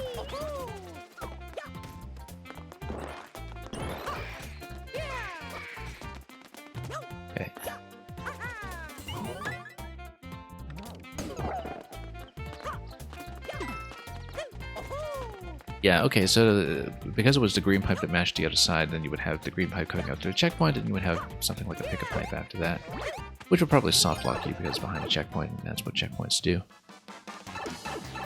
Snake block. is just going to tease you with his door over here.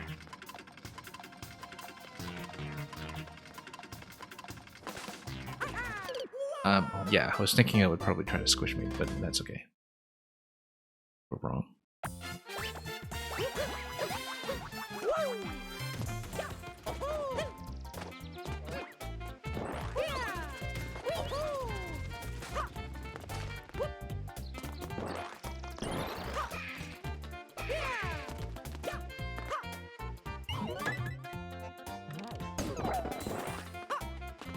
Okay, what did we do here previously? We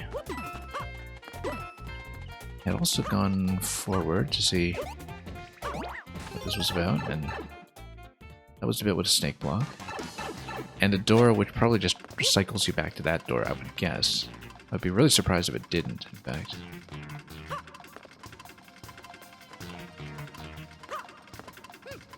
I strongly suspect that's what it's going to do. The way out would be to head back over to the pipe. Actually, yeah, let's not bother with it. Because maybe the door leads somewhere interesting. Maybe one of them does, but I almost kind of expect them to be matched. Alright, we're not going to spend too long on it. I'm going to see if we can hit that pipe that supposedly led to the checkpoint, just to see what it's about. But we were kind of lucky to land there in the first place, so I'm not expecting much.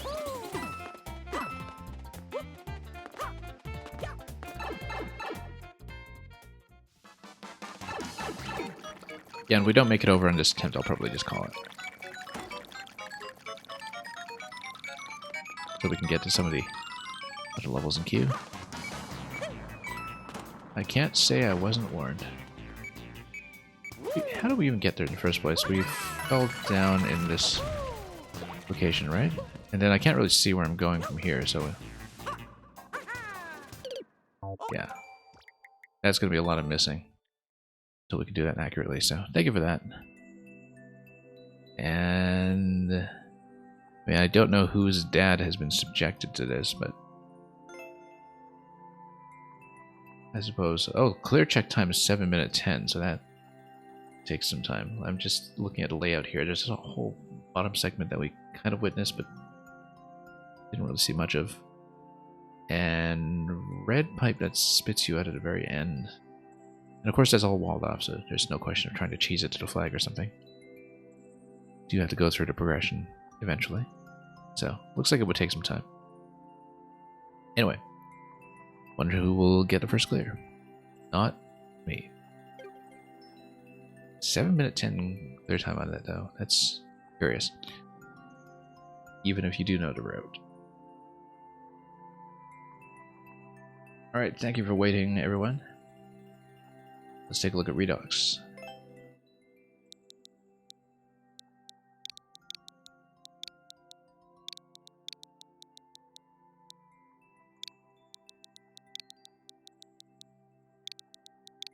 Supernova used to make Maker 1 levels for your dad when you were 11 to 12 when the first game came out.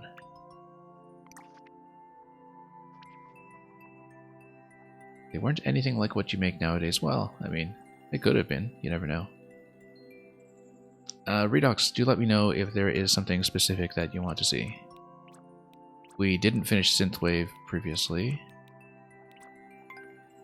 This is new, generic endeavor. We can look at that if it's just your newest upload. I suppose it would be. And yeah, I see Red Knight's already blown through it, as he would. Very, very proficient player. 2 coins for a long jump. Let's see how it goes.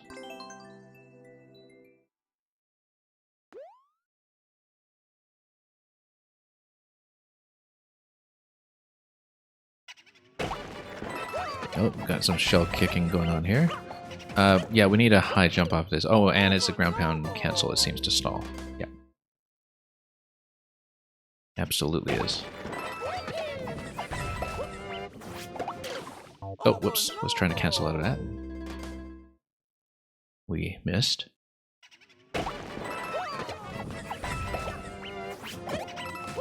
There we go.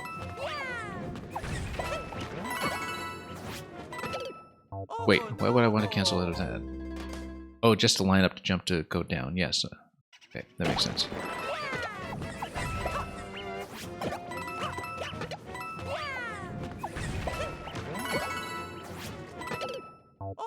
Okay, I was trying to cancel out of that as well, but we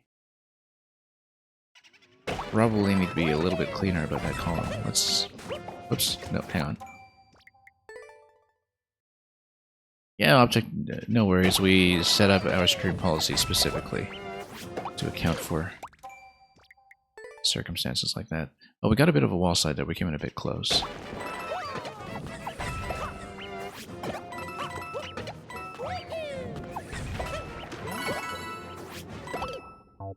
So I was trying to cancel out of that, but we're not getting the bounce correctly. I'll have to see what's going on with that. Yeah, I probably just failed to cancel accurately and just pounded through it as well. That later one that was above the spike block, I think was just the same mistake. Kind of hideously bad at ground pound cancels for whatever reason. And I thought I had canceled out of that there, but apparently not. I was looking at the animation fairly carefully.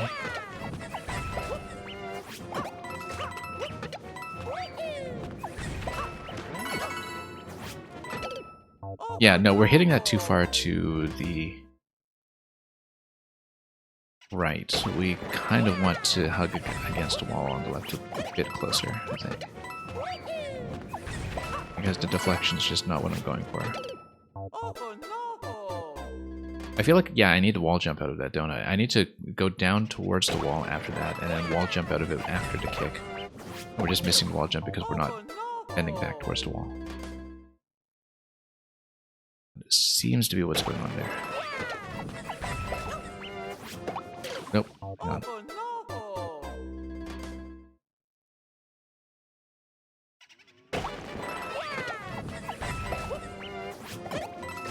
Yeah, Optic, the thing about troll levels is that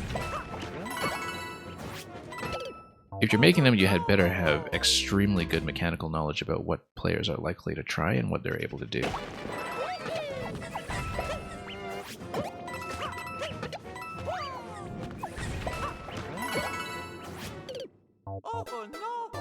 Yeah, because you ground pound cancel here, and I do have to bend left towards that wall, I think. And jump forward towards where I need to go. We're not doing that accurately yet. We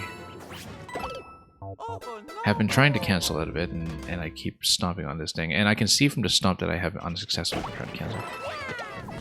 Yeah, I do know I can hold up, I just don't have very good timing. That's what I'm doing with the first ground pound cancel, in fact. I have been holding up with it. Whoops. That's not the spot to demonstrate that.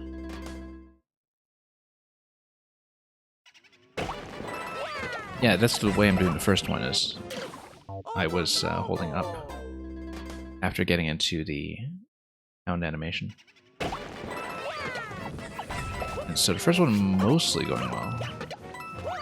The second one somehow was not. Oh, failed to kick it. But it seems like that is supposed to be what happens here, right? I'm supposed to bounce it somewhere and then probably gets to the pipe ahead of me.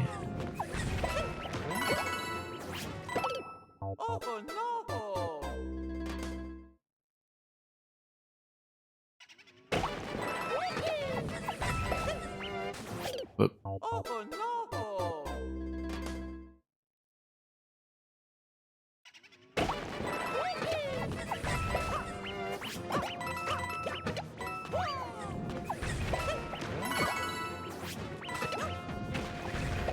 Oh, no, hang on.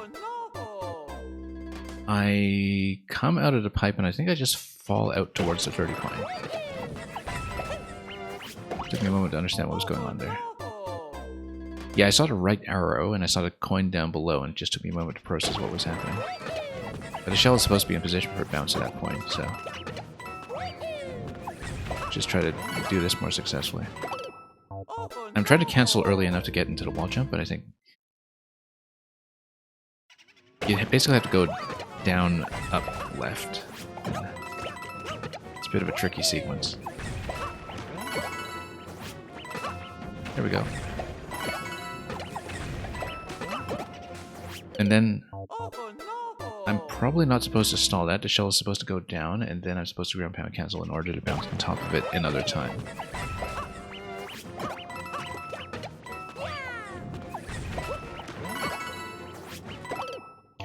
Yeah, again, I'm trying to cancel out of that and hang left, but it's almost like a fighting game input or something, going down, up, left in quick succession. Maybe it's one of those things that's quicker on a stick, but I'm not playing on a controller with a stick, so we don't know that.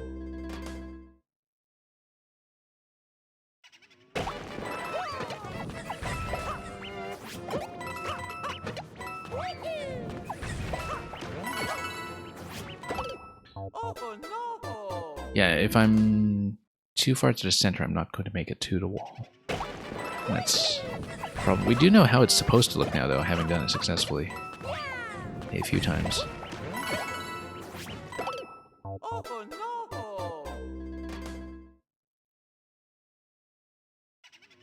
I basically have to confirm that the cancel is happening and then hang left towards the wall, which is a quick thing to do. There we go. Oh no, shouldn't have hugged the wall. We need to face right, come out of there, hit the 30 coin, follow the next shell. I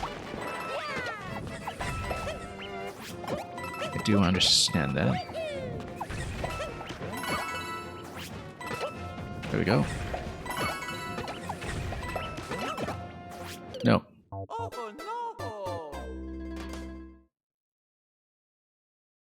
I don't know if I'm just wall jumping too early or too late there, because I'm not supposed to stop the shell, obviously.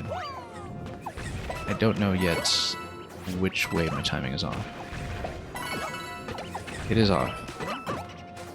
But I'm not supposed to hit it at that moment. I think the shell has to go over first before we jump over.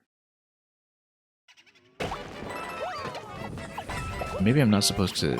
I mean, the diagonal arrow seems to indicate to me that I should be doing the wall cling there, but...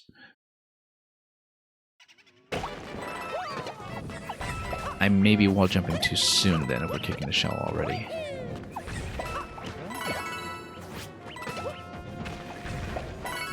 Whoops. Wow. That was a total miss. Something off of my timing there. ID Latte, welcome.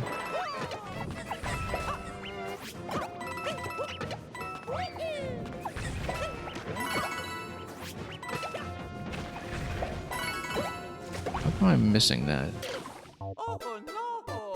I think my descent angle is wrong. It's probably because I'm not holding jump as I'm coming out of the pipe, which I should be doing, in order to slow my descent and change my angle.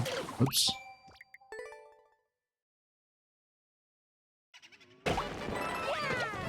Because I'm falling too quickly if I'm missing in that position. Nope.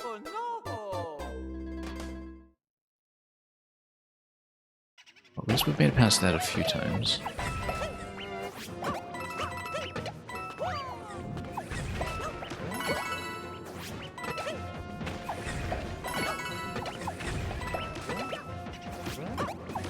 There we go.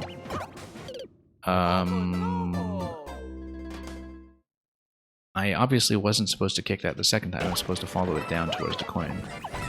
Or at least hit that much later. I don't know why I hit it so early, because we haven't really looked at that properly yet on the first attempt at that location. But even small disparities in timing could really affect an interaction like that. So it's telling me to head down, and so maybe my falling angle is the issue here. I'm not supposed to kick the shell, but maybe I'm not supposed to hold jump into that either. Whoops, missed.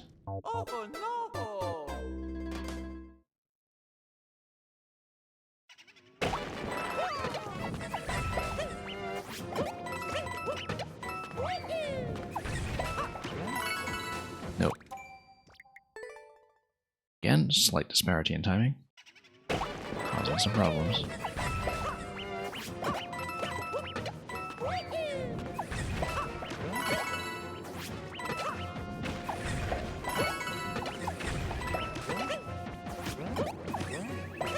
It's going better at least.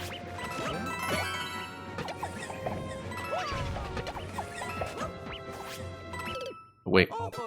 Ground pound and then wall jump. Yeah, I don't know why I expected anything differently there. Okay, got pretty far considering how much of that was new content.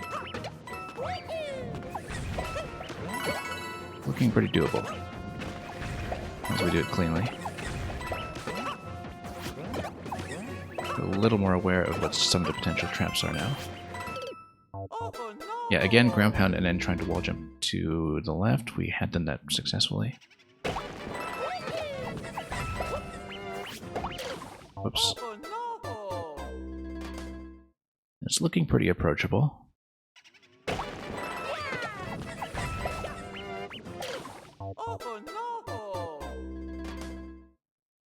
Get the inputs under our fingers, and then a lot of that is just reading the timings nicely and making sure we don't stall too much on things like wall jumps.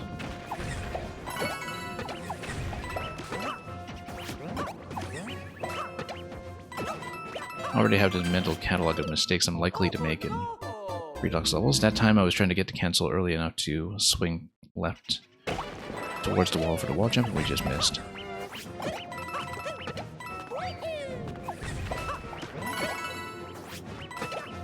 Yeah, it's the same kind of alignment as the one that we just did on that wall. Nope. Again, we need to let that shell fall properly. Ik bin Slaw, welcome.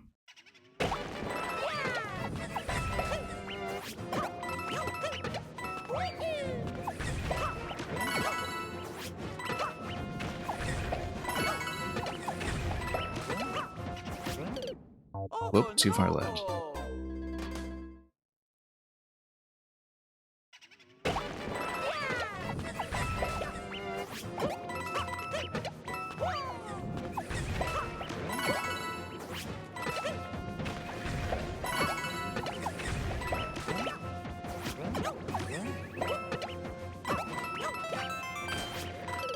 Yeah, too far to the right. That time I was thinking that even if I got to cancel, we're very far from the wall.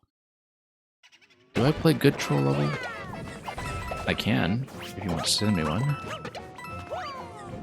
Or are you asking me if I'm good at playing troll levels, or... Because those are two very different questions. You're welcome to send me a troll level if you want. I don't necessarily finish them in one go depending on the length of the queue, but I try to give them enough time to see what we can. But yeah, longer ones are fine too, it's just that we might not necessarily do it all in one sitting.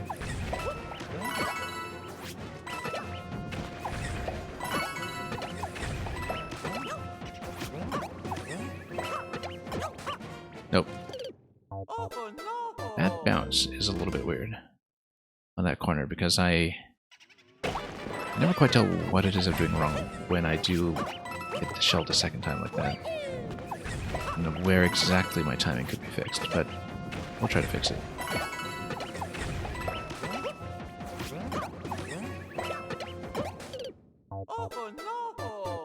Yeah, because I'm obviously supposed to let it go a bit longer. Maybe we're not holding it sufficiently.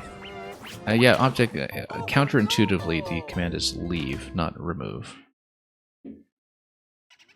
Which is ridiculous, I know, but unfortunately it's conventional enough that I also don't want to change it.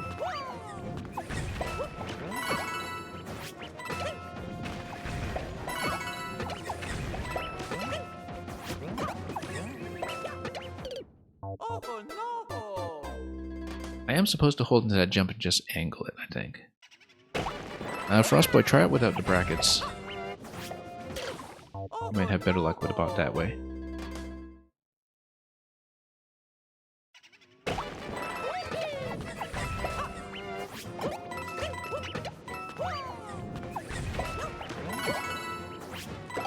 Whoops.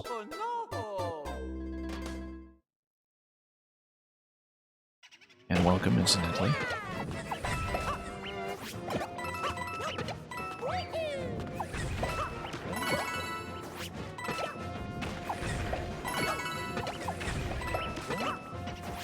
Okay, let's figure out what's going on with this jump here. No. I obviously have to hold into it to give it enough room to descend. But the angle will matter as well. If your code isn't being read for a new level, try your maker code, and we'll just queue up the correct level when we get to you. The bot is a bit fussy about that sometimes. Oops. It's a bit of an odd kick there. Yeah, sometimes level codes for brand new levels don't get read by the bot correctly. Which is why I should remember to turn off the validator for next week.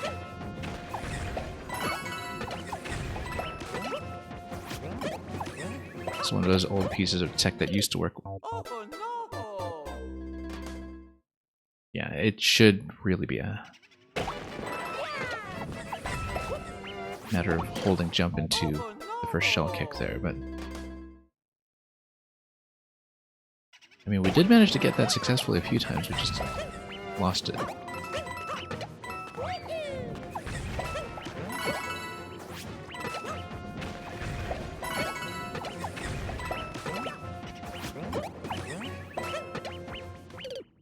Okay, so now I am holding into it, but the curvature on the way down was wrong. Eagle Gamer, welcome.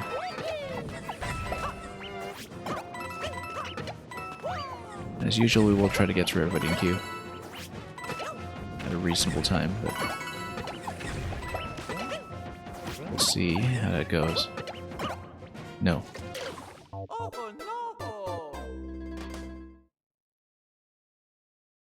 Well, that jump is becoming a bit of a repeated problem. We had solved it earlier, I just don't remember how to get that back.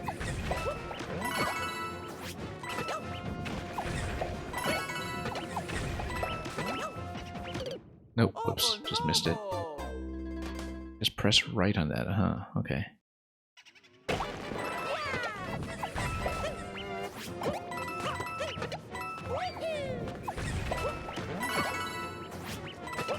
I wouldn't necessarily have guessed that.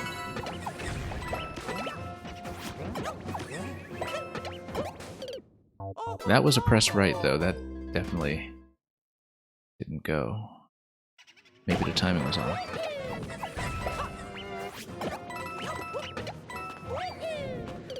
Whoops. Press right all the way? Yeah, that's what I'm doing. I mean, I'm on D-pad, remember? There's only one right. Oops.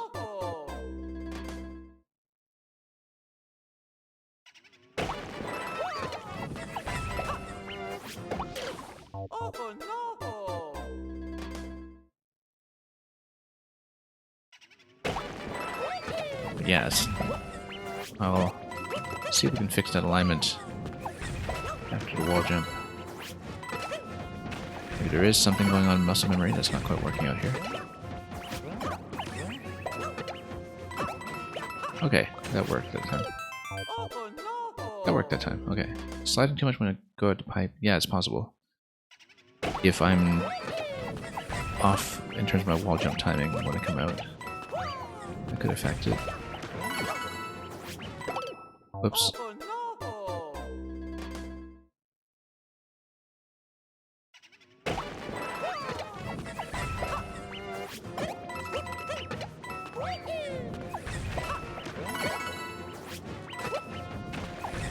Go.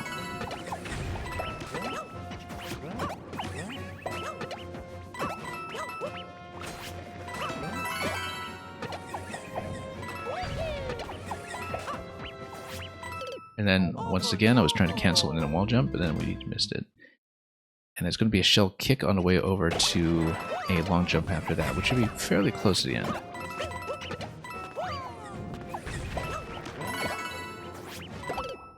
Too far over.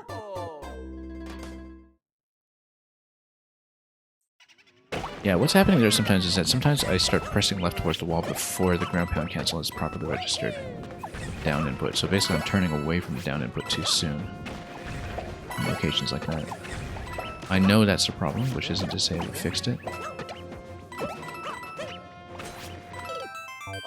Yeah, again, same thing here. I'm trying to hang left before we've actually registered the up input properly. Oops. And that's been the obstacle every time that has come up.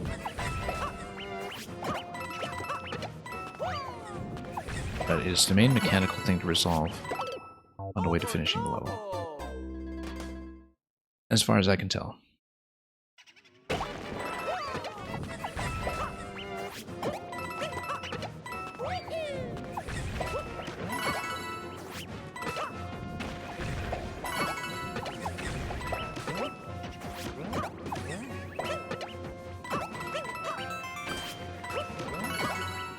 Okay, that was clean. Let's do it again.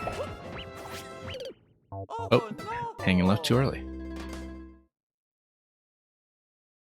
You usually hold a diagonal up to cancel ground pound like that. I don't want to change too many things right now while we're getting close, but...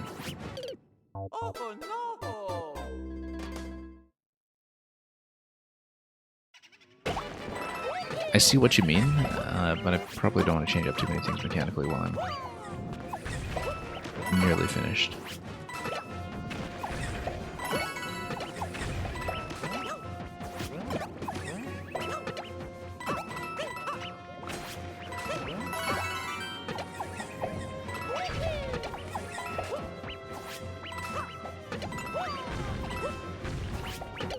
Whoops. I was trying to cancel that, and that seemed like it was close to the end, given that we can see the flagpole on the right side of the screen. 2 seconds remaining. It's close. We'll get it. And we'll get it soon.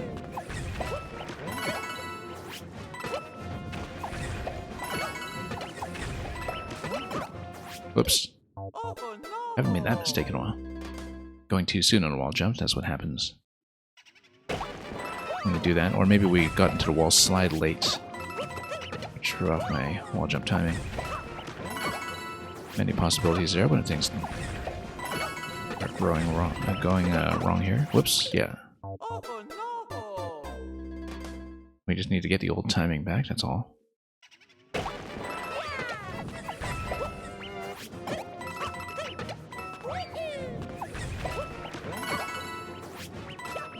Whoops. I was seeing most of what we need to make this work.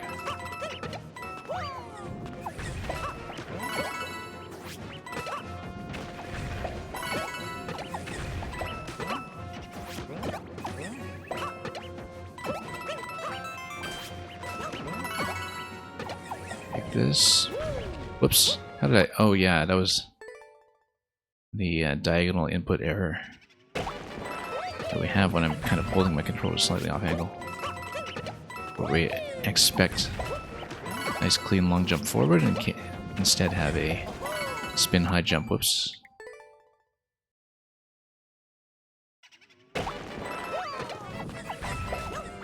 Bad time for that to happen, but that's just something we'll have to be careful with when it comes to input precision. Whoops. Hang on here, just kind of slipping.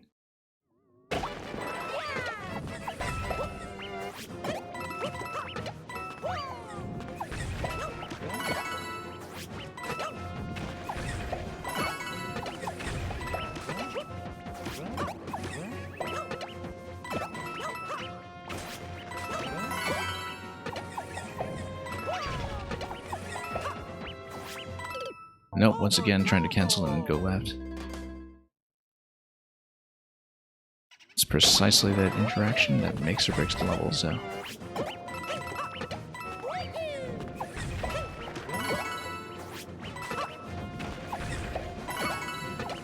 And we're learning it steadily. Nope, once again too soon.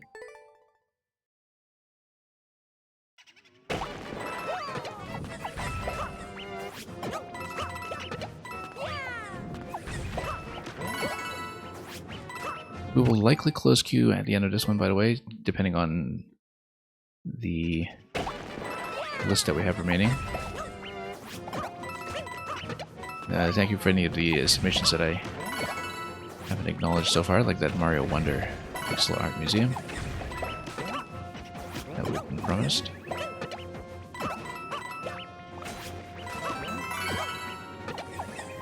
Sounds like a nice one to potentially finish on later.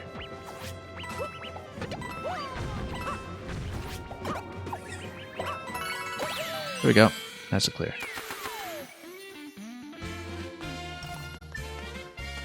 Let me just check the size of the list.